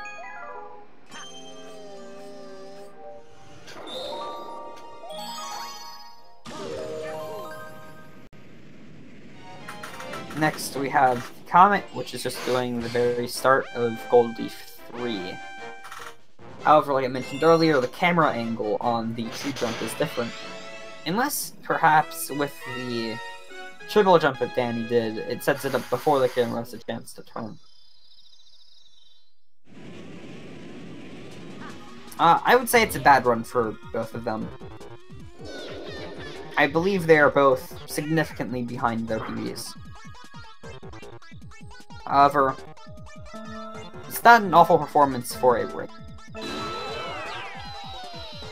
It is just not up to par with their best plays.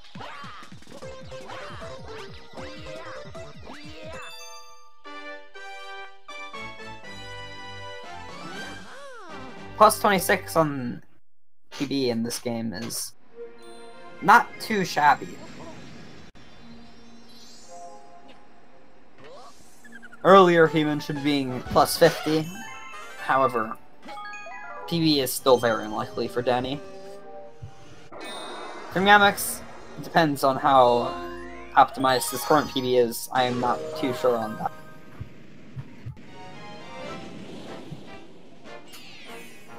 He doesn't appear to have been making too many huge mistakes.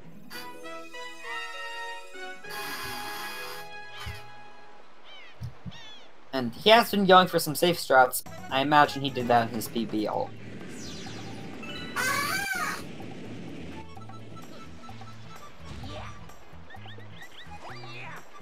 Now can easily PB?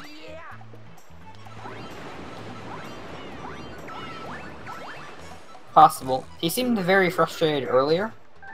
However, which has often been challenging for him to recover from. He's gotten tilted fairly easily before. Happens to us all. And he seemed to expect it to happen this run. But he's been playing pretty well, so doing pretty fine, and might in fact be.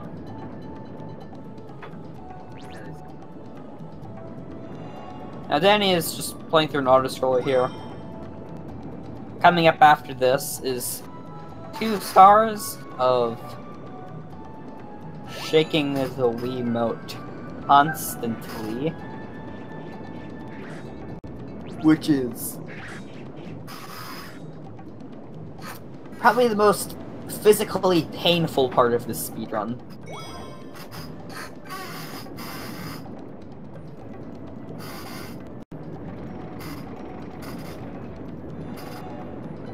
Oh, that's probably because people shake more than they have to.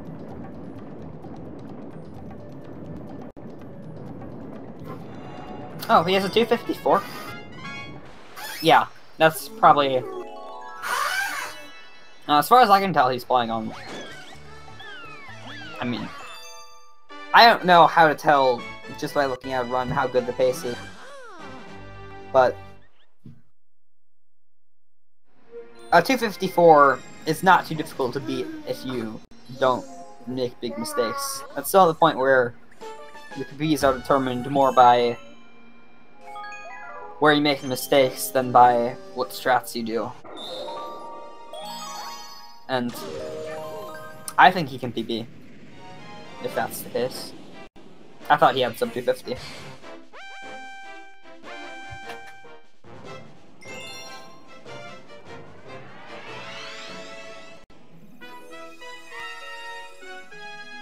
So, in this comment, we get to witness the first major section of surface swimming. By spinning underwater, and then not moving up out of the water, but snapping onto the surface while in the spin, you are on the surface and still spinning. So you can then keep spinning, and you get ridiculous amounts of speed. Like you saw, Danny grabbed the shell earlier, and he hasn't gotten the shell yet. It's flying across the level. But he managed to evade it.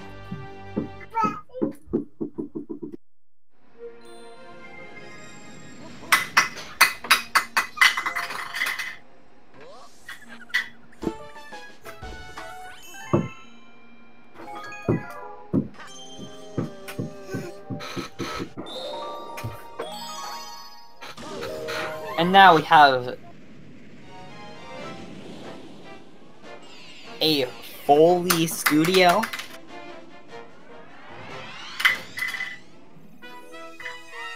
I see.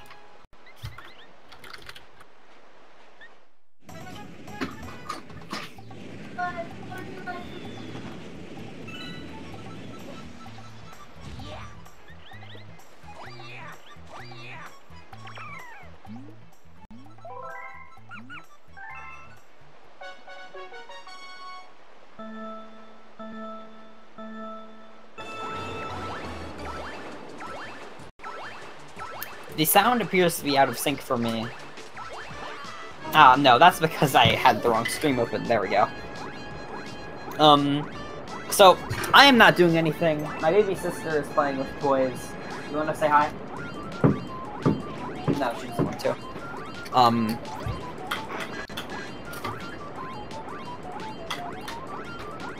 I'm a she, but yes. That's my sister, not my child.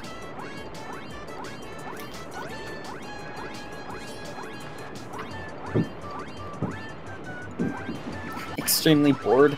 Well, I am also extremely bored. Kind of, not really. So, 50 is fairly okay. I don't remember what the best times on that are. I think they're... if I had to guess.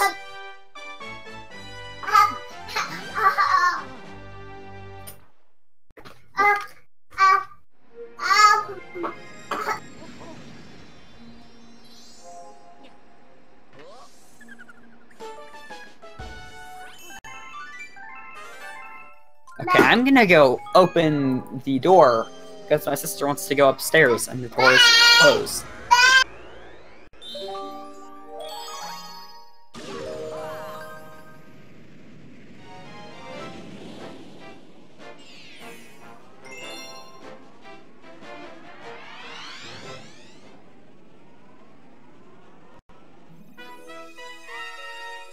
Okay.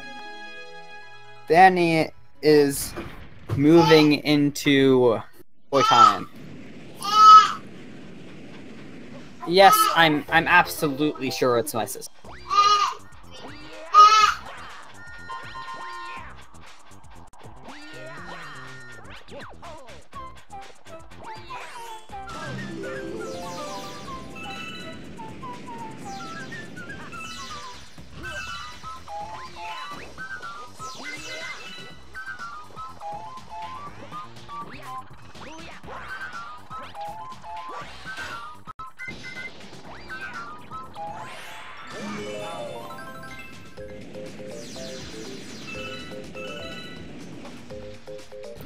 So, on this planet, you're supposed to be using the spring mushroom, but the spring mushroom is slow, and people hate it, so you just can entirely skip it 90%.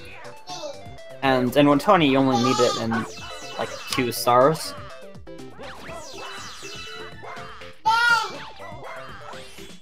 Is he playing basketball with a duck? Amazing.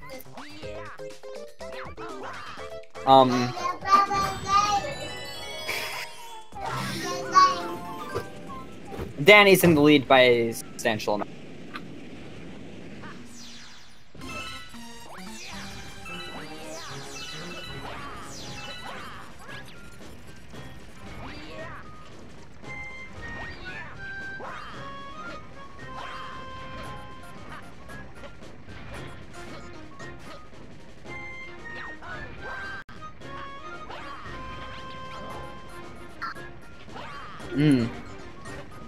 So, you want to be wall jumping. We call this armpit skip or armpit climb because you wall jump up the robot's armpit.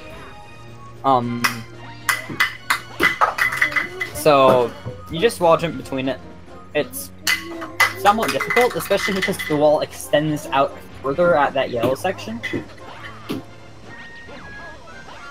And then he messed it up there, probably definitively making sure that he will not be PBing, although that was not really expected anyways. We'll see if Meowmix is better when he gets around to that star, although he still has a bit of a ways to go.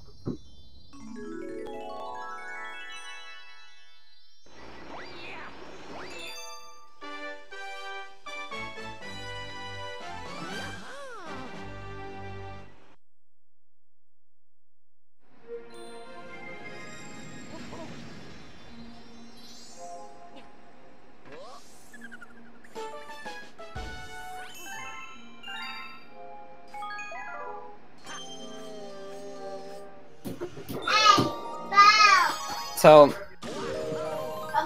now we got we got 3 stars left in Toy Time.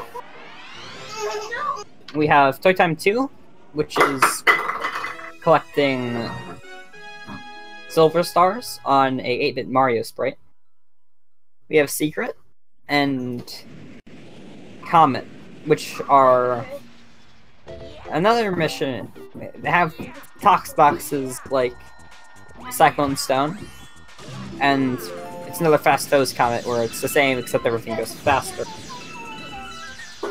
And there's flip switches you need to hit.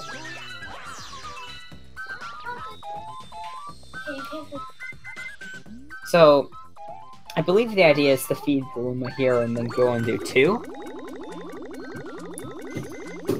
Or he might be just going for Secret Away. I do not remember.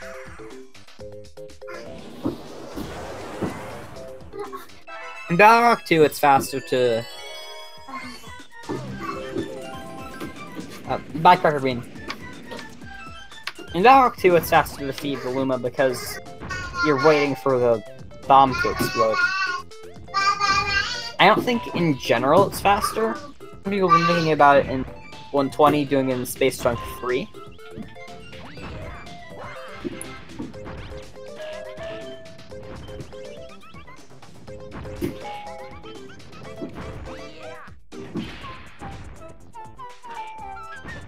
It's getting the hover? The fly? It's not hover flood, but you're still kind of hovering. It's not flutter jumping.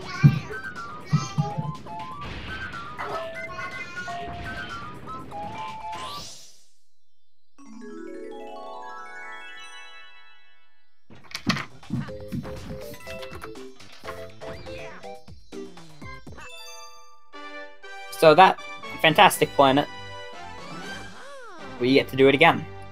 Yay. I don't really like that star.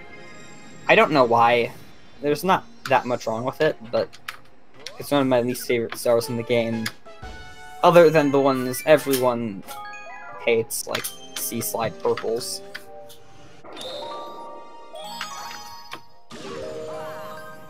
Although Sea Slide Purples and TAS will be very interesting, because you can use the B-suit much less.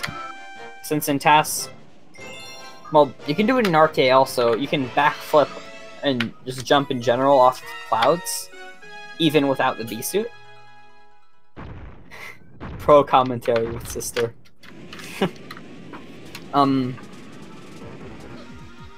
But it's a fairly tight window. You only have a frame or two, I think.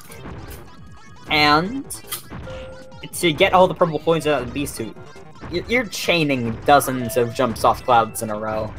And you're, like, going at all weird angles. Oh, Mammox failed to skip there. He got the spin, but still at the trigger. And I think TAS can skip V in the majority of the level, which will make it much more interesting, even though it's really boring normally.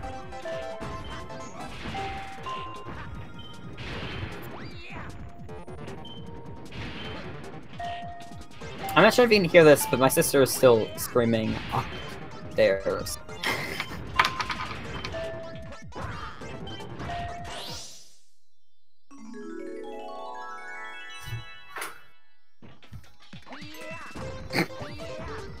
Okay, so we just have Toy Time 2 left, and then Danny's heading out of Engine into Kitchen 3 and into Terrace 3, where we get just 1 star, the Litter and Honey Hive, the Luigi star.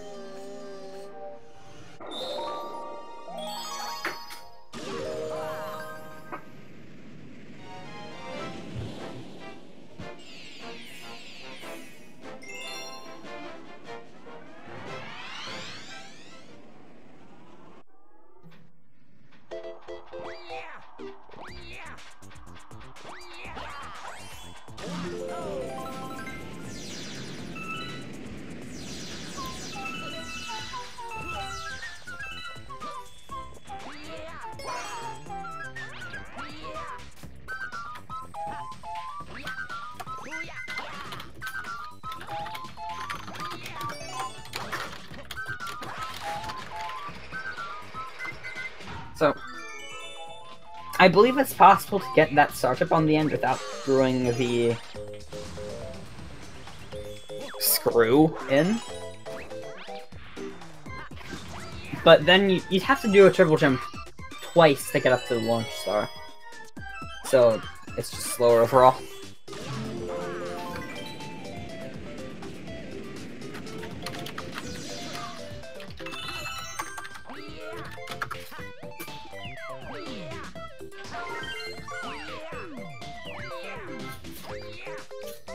So, this is one of the stars that gets reprised in Galaxy 2. Except the yellow platforms don't rotate in that game. Which makes it somewhat easier.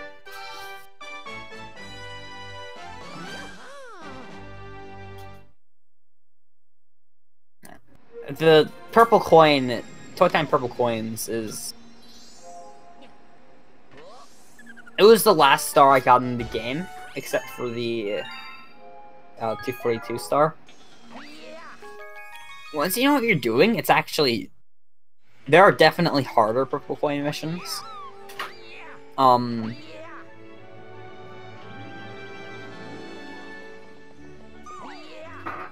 But I struggled with it a lot.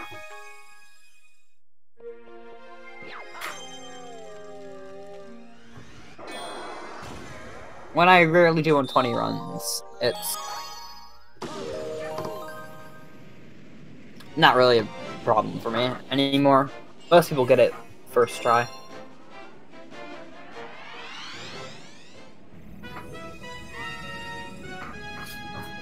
So now we're going to Buoy Base. The main reason we get this here instead of in Kitchen 1 or Kitchen 2 after the terrace trip is because of the green star. That actually does affect the route a bit more than you'd think, although not nearly as much as in 120. Because we need to do this, unless we want to be taken out of the kitchen, we need to do this after we get the Battle Rock star from Luigi.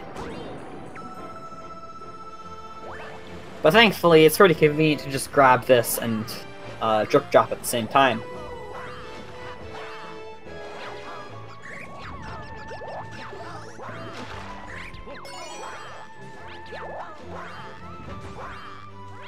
Now, normally you're supposed to collect the 5 blue star chips, but as Luigi, you can spin at the very height of your bounce off the spring and reach the gravity field without it.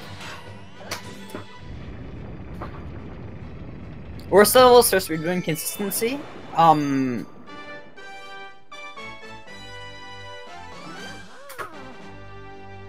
That's a hard one. I'm going to throw Melty Molten Comet out for if you're counting 120. It's not that hard a star. You can get it pretty consistently, but you can lose a ridiculous amount of time on it if you make small mistakes. Space Junk 1 skip is also really inconsistent.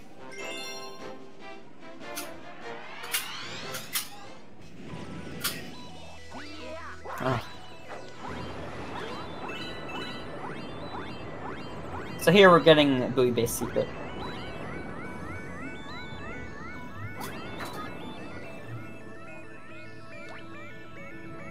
Now, an interesting mechanic underwater is that this is one of the few differences between Mario and Luigi.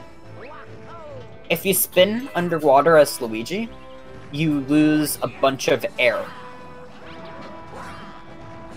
As Mario, you don't lose any air. And spinning, like, pretty much constantly is the fastest way to get around underwater. And as you see with surface swimming, on the surface of water, too. So, it's really hard not to drown as Luigi. Even though the air meter lasts pretty much forever, you're burning that air like gasoline.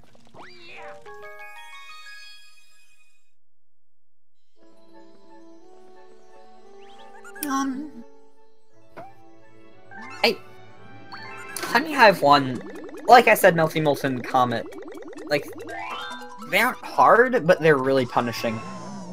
I think Melty Molten Comet is more punishing than Honey Hive 1, but it's not in any percent, so. Yeah, I'm struggling to surface swim here. Yoshi-fan pointed out that if you just hold down and spin, you can surface them easily. So drip drop here. The eels are bad. So we use camera manipulation to know where they are. And a lot of new runners don't learn the camera manipulation right away, because it's somewhat complicated. It's not too difficult, but it's just not something you think of to learn. And it makes this level a lot easier to do quickly, if you know what you're doing. Sonaki Battery. Honey Hive 1 is the first level with the bee suit. Where, like, you go to the Queen Bee normally and get the star chips on her. But in the speedrun, we, like, climb a tree and then jump between the trees. Like, you, like, slide on the leaves. And you jump to the end. And Honey Hive 2 is not actually that inconsistent. I'm not sure why Elias is suggesting it, but it's when Honey Hive the tower.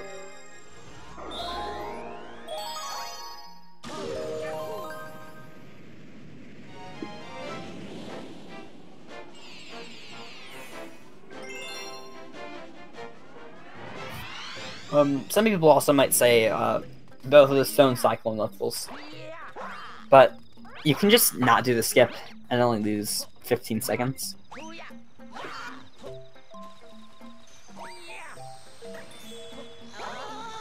So now we bail out Luigi a third time. He's scared of bugs, so he just, you know, holds onto the tree. He has really strong arms and can just hold on to that tree forever. And he will not get off if that bug is there.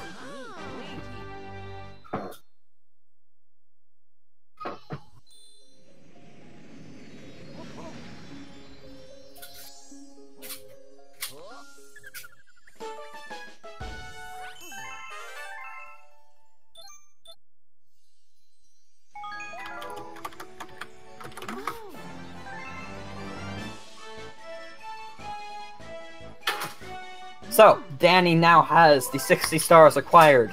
Enter the center of the universe. So you're going to watch this cutscene. And get ready for some cool movement at the end.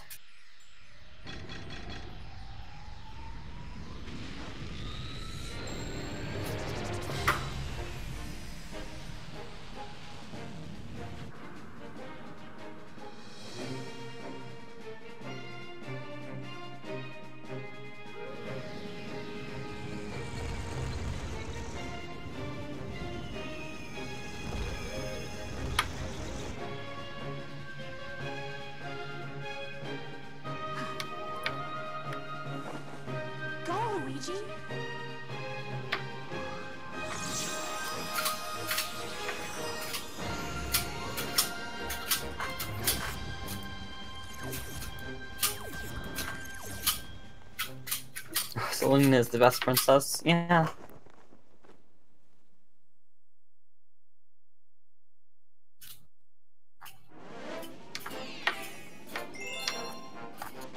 So, cutscene over. The first serve of this level is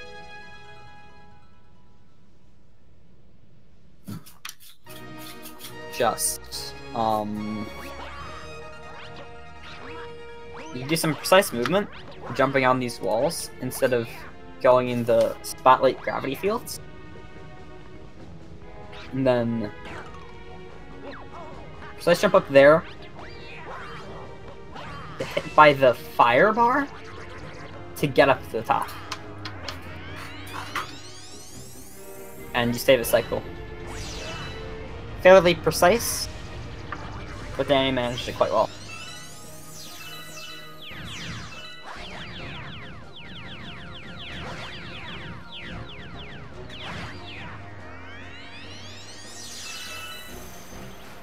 Now this planet is a bit misleading. You can just long jump straight out to the right, it doesn't look like that should work. It looks like you should not. It looks like that's the wrong angle to reach the end, but it works fine. Meowmix having a little trouble there, but getting armpits get fine. I think he did that faster than Danny did, even. Now, it's quite easy to go into the lava in this section, but thankfully, 2 free coins right there, so 1 HP is not a problem.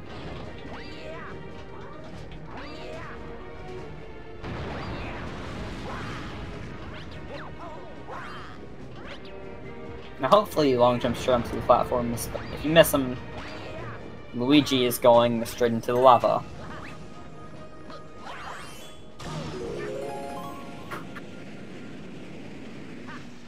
And now we climb the stairs here. As Mario, I believe you want to long jump up the stairs, but I think as Luigi, you go too far when you do that.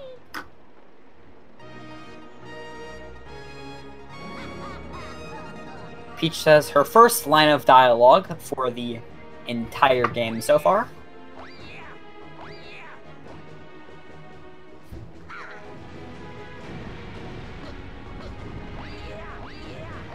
Oh, nope.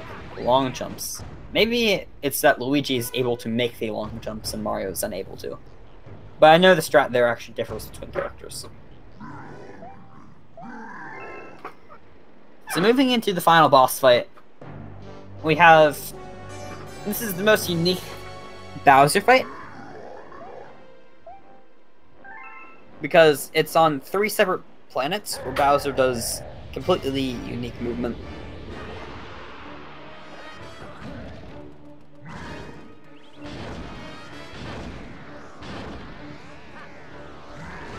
But here, Bowser foreshadows the Rock Mushroom power-up by somehow getting one without even having the mushroom. Like, that's pretty impressive. In 3D World, he had to actually have the cat bell. And I think same for 3D Land, although he might have done that before we saw him. Now here we use these weird green plant things that I think we last saw in Good Egg 2 quite a while ago.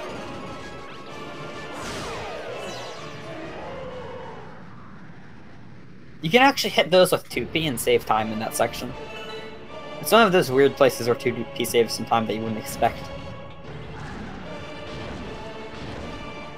And now we have just a standard Nick Bowser bunk on the tires. And then he took damage there intentionally to get Bowser to cut his animation off short. And now he only takes 2 hits this time, because you already hit him 5 times. He has more HP this time. It's just that you use some of it on the other planets. And that's the last fire, and shortly Danny should be hitting the last hit on Bowser. And as soon as he touches the Grand Star, it will be time.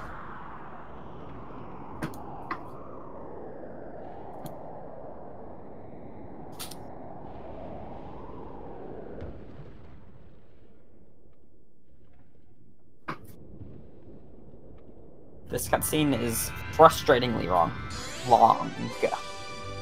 Not wrong.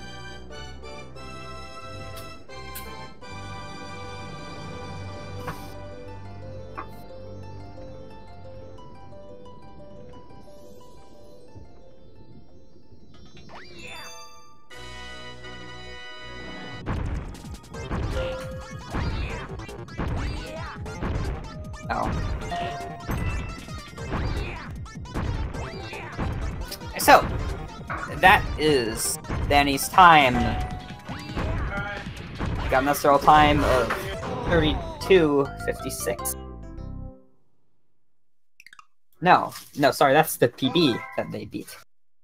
2:28:31 is their time this time. So we have Danny in the channel for an interview, I guess. Yes, hello. Hi. Hello? How was okay, that run? cool. Oh, man. I mean, I wasn't expecting sub 230 out of that, but especially not with how that beginning of the run went. Like, after Terrace, like, it really picked up. And then, Yeah. of course, there was that Bowser Jr. 2 fight where I lost, like, 30 plus. And then Toy Time, that wasn't fun. I was, like, plus 26 on my PB going into Toy Time, which was pretty cool. Like, at one point, I was, like, 127 behind in Gusty Garden. So, like, I have a lot of save in late game, so... Yeah. I mean, all in all, I can't complain about this run too much. Or the end time, I guess. Yeah, I mean, there were some significant mistakes in there, but you kept playing strong, and 228 is not a bad time to get in the race. Yeah. I mean, I had those, like, awful mistakes in the beginning that made me so mad, but, like, in a race setting, you just gotta take it and move on. Just play as well as you can. Knowing how to continue playing well when you make mistakes is really important for speedrunning in general, and especially in... Yeah, definitely.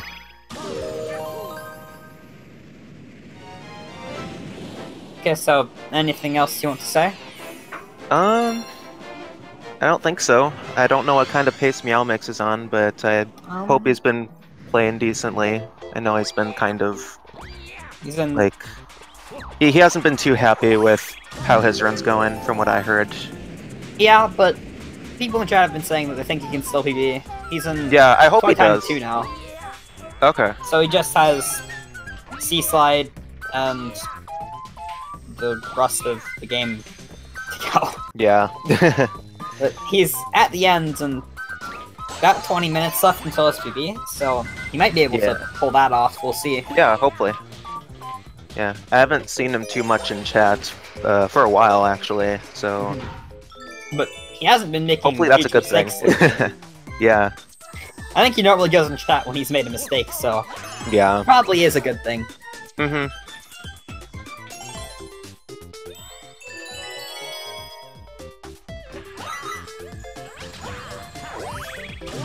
Terry Trader, I'll be sure to tell my sister that you said hi. See ya. You see everyone who's leaving now? Hardcore the Terrace time was... shoot, where is it? 26:30. My gateway was 4:33.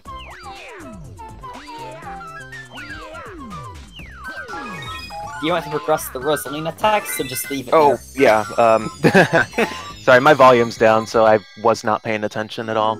Yeah, I can skip through that. I mean, it's playing Meowmix's audio anyway, so it's not like we're hearing the music and baby cry noises on loop or anything. Yeah. But no, might as well get to the credits.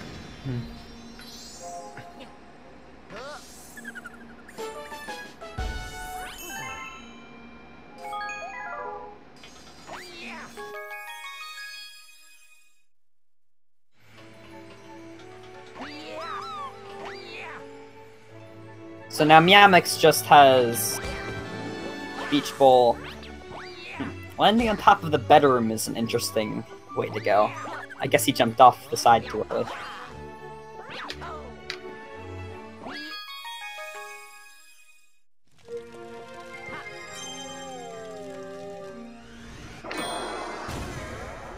And I'm not sure if Meowmix goes for a buoy-based skip. It's pretty precise. Like I said earlier, it's Luigi only, as far as I know. Totally no one's ever done it as Mario.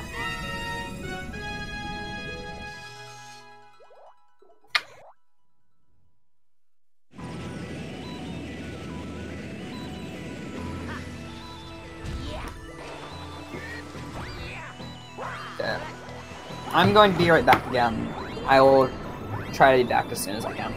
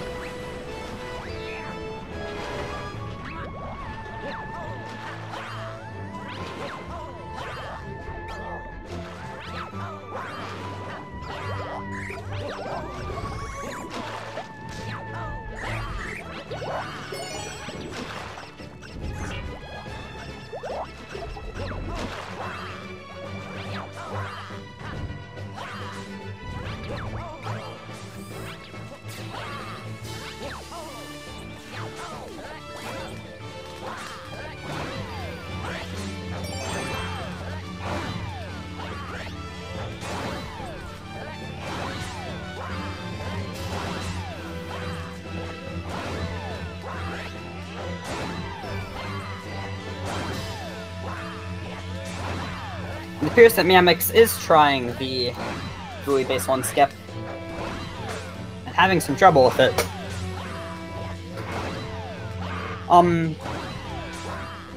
After this, Miamix has 2 shortish stars. I think he's going too early, for sure.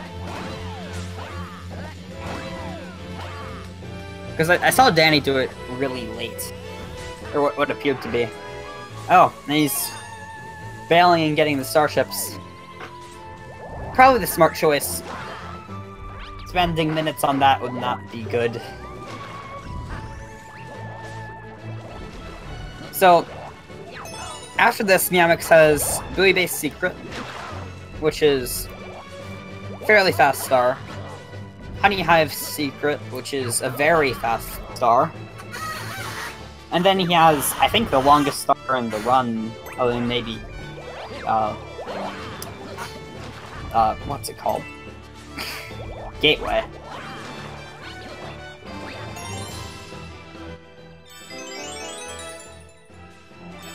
That's like 8 minutes, so... probably closer to 15 than 10, I'd say.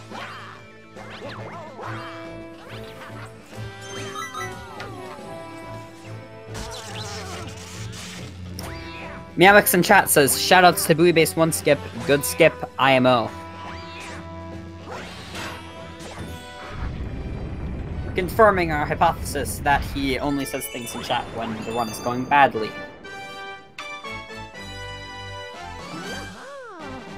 But hopefully, he will not continue messing up these last few stars. And, you know, I was going to say there's not really anything hard left, but then I remembered, I forgot about Drip Drop. Hopefully Drip Drop goes well. Because that is a hard level, if you don't know strats well.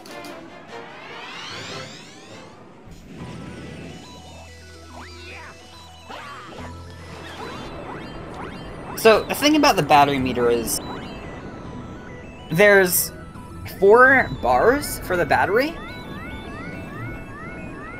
and you'd expect them to be divided up as numbers, but actually the last bar is a whole third. So, the battery starts beeping at you way before there's any actual problem.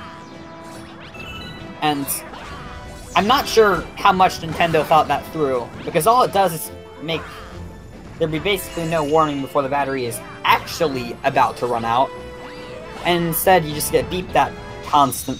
Like, it's not...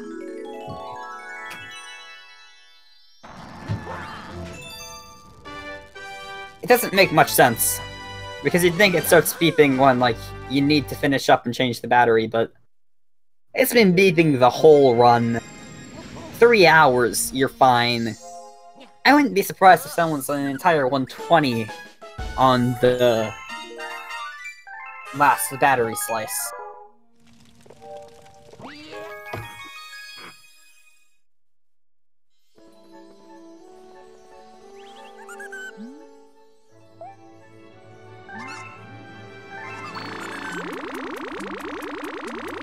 And Danny not saving, ruining the 120 run.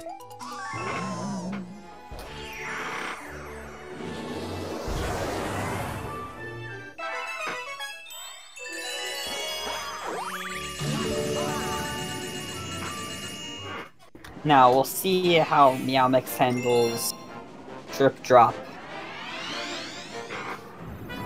Because I am not sure if he has learned the camera manipulation. Or if he just kind of goes for it. Because I know I just go for it, and my PB is fairly similar to Miamix's, so... we'll see.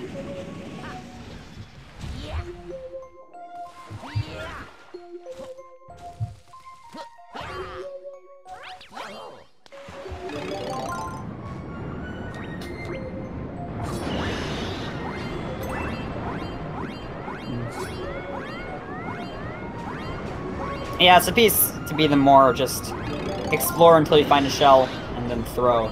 Kind of strat. Thankfully, he is not drowning, and we found all the eels fairly quickly. Now we just need to make sure we hit this shot.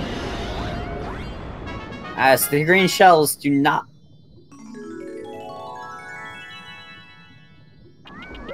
Oh no, Meowmix does know the strats. He just missed the shell. And so the cycles were wrong. But that seemed to be done fairly well, and I think he can still PB if, in fact, speedrun.com is up to date. So he has 10 minutes left. So it is an honored tradition to sing the mail song when you get the mail. So let's go.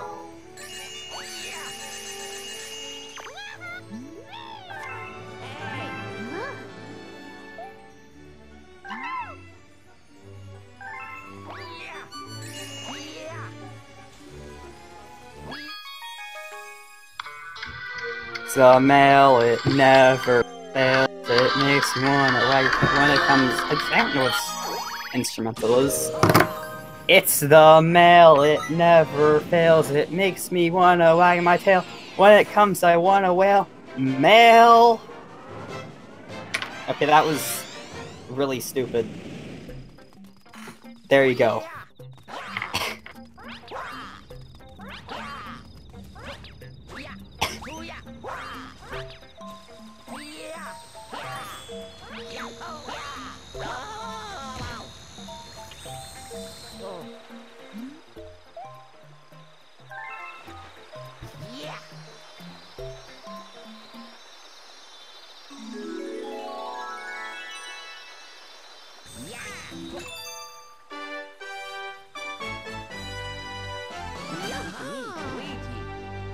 I figured doing that 6 times would get dull, so you gotta save it for the last one.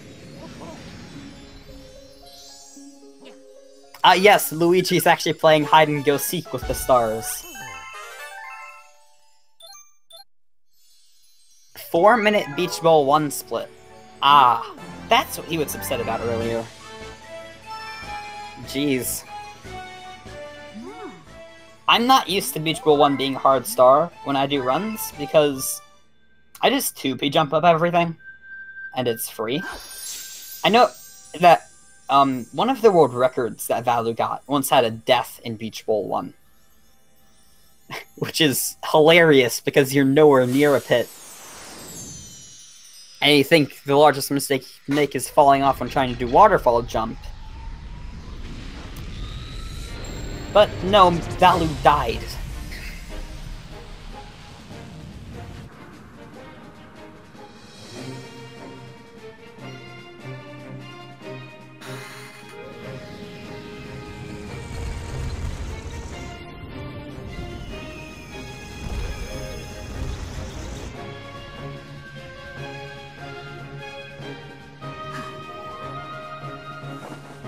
Go, Luigi!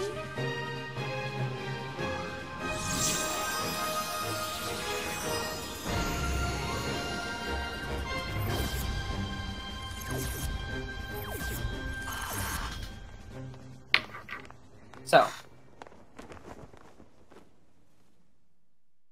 Meowmix says that he believes he'll PB, and we'll see if he can back that up with a good Fate of the Universe.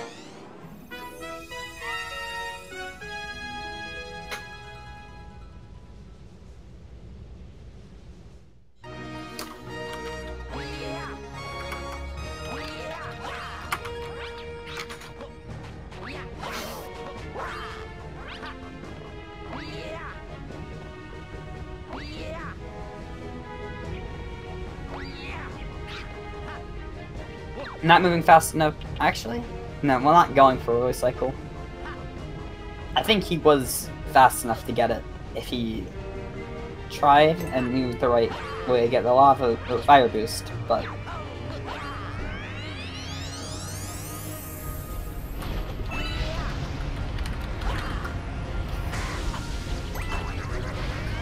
It's not a huge deal.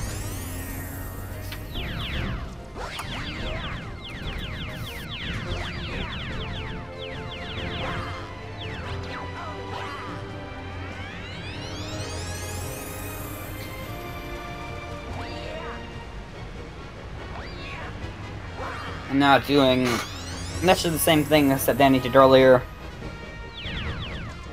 The main level of this is nothing different than all the other levels in the game.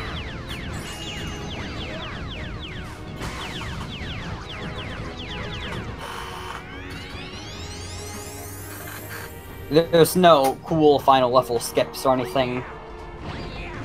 There's a few gravity strats, like typical of everything in this game, but it's not really gravity, it's more just going around backwards. And then just some good old-fashioned platforming to get to the Bowser fight.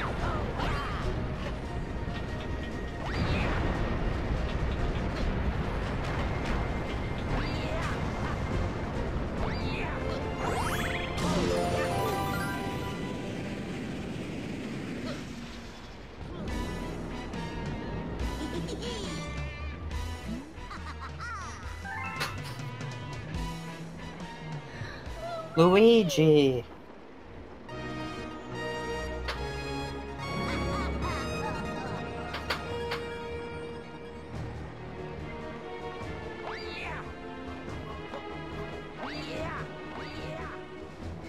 Frame perfect long jump there. Played long jump sound effect. And long jumped during the cutscene. Nice stairs. Had a bonk in it, but got the long jumps. Can this be sub 250? I don't know how long the boss fight is, but I know there's like a minute in the last cutscene. Or like 40 seconds or something. There's a long time after you get the last hit. But the fight... I don't think the fight is 3 minutes long or anything. But he's only got 2 minutes, so... Probably a low 250. Or 251.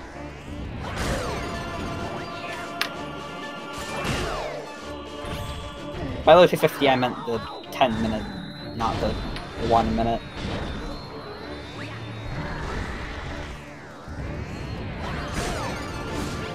It's kinda hard to specify your significant digits when it ends in zeros.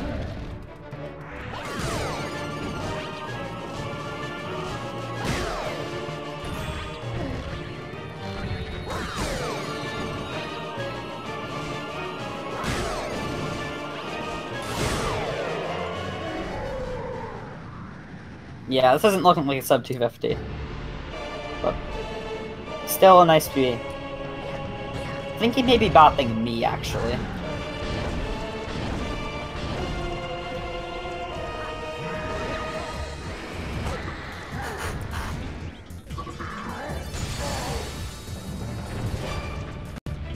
Oh, the batteries are fine. And I mean, what is that? A 10-second time loss?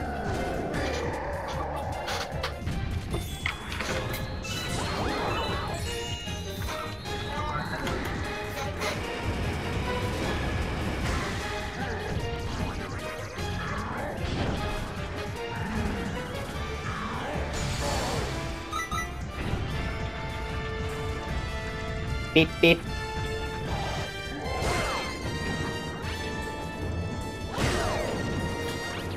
Oh, my TV is at 254. Yeah, it's definitely bopping me.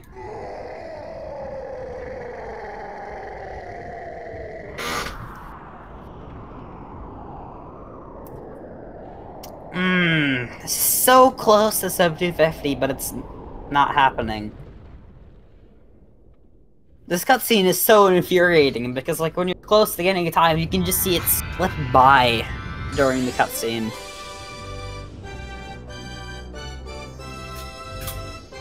You can just feel how close it was.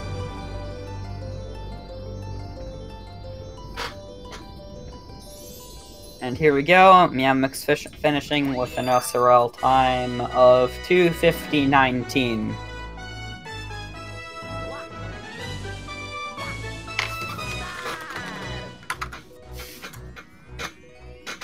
Being his PB of a high 250.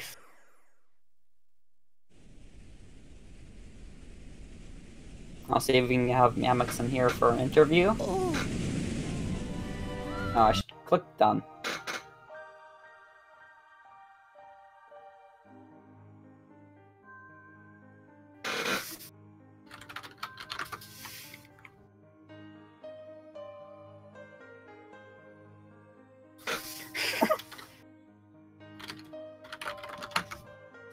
Yes, Miamix won because he PB'd by more than Danny did.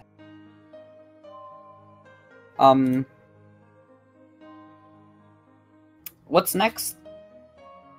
I am not sure.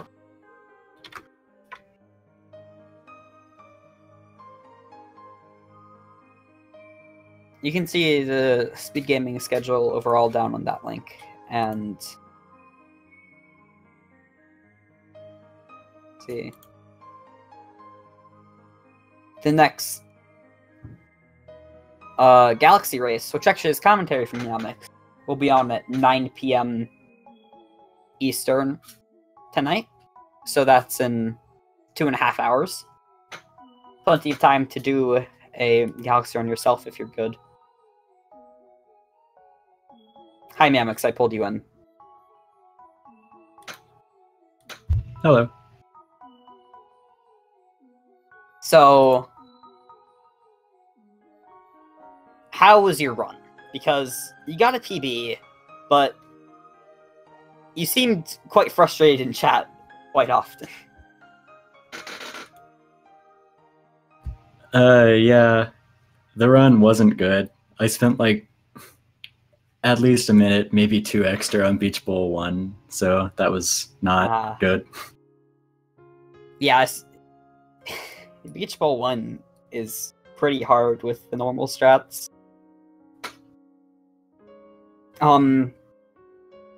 But you're saying things like how you expected the run to just be horrible the whole time because you're making mistakes and that usually tilts you, but you seem to have been playing pretty well at the end. Or at least, maybe not at the very end with Drip Drop, but I mean, you aren't playing horribly the whole time or anything. Yeah, I feel like that's largely because, like, I don't know, I don't really play well generally, so I don't really have much stress to play super well yet. So it's just, you're able to just focus on having a good time in Galaxy because you aren't trying to get an optimal run. You're just trying to get a decent race time. Yeah. Probably the best thing about this run, I'd say, is that because we started like half an hour late, during that half hour is when I taught myself Space Junk 1 skip and Mecha Bowser skip. So I got both of those first try. Amazing. I noticed you were doing a lot of safer strats this run. I'm used to most people going for all the skips. Like, you didn't do Ghostly 1, you didn't do, I don't know. There was other stuff, I'm sure.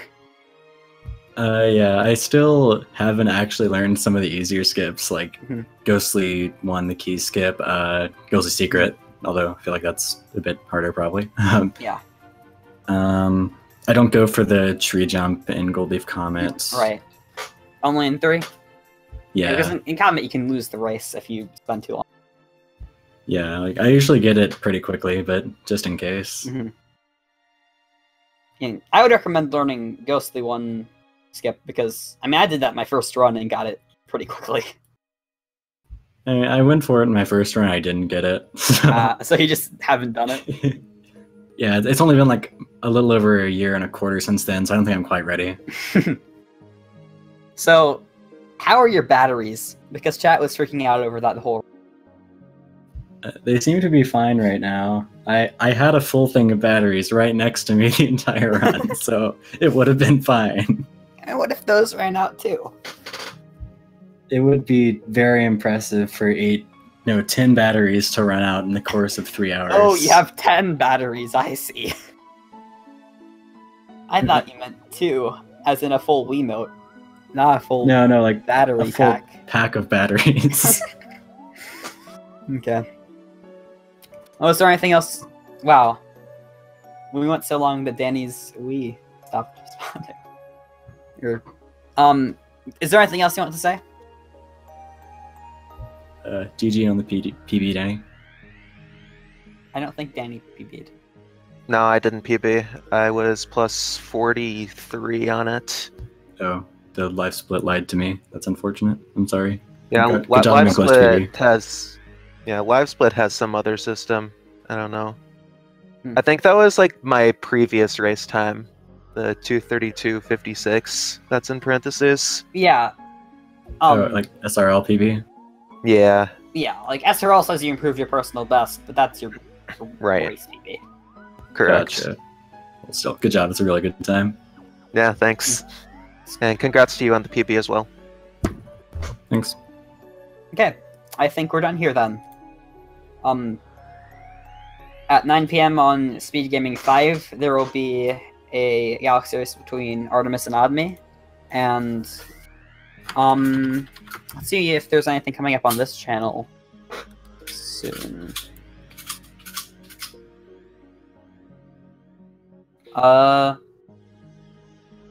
No, but there is a Ori and the Blind Forest randomizer at 6:30, so now over on Speed Gaming 4. So you can go watch that if you would like. So see everyone later.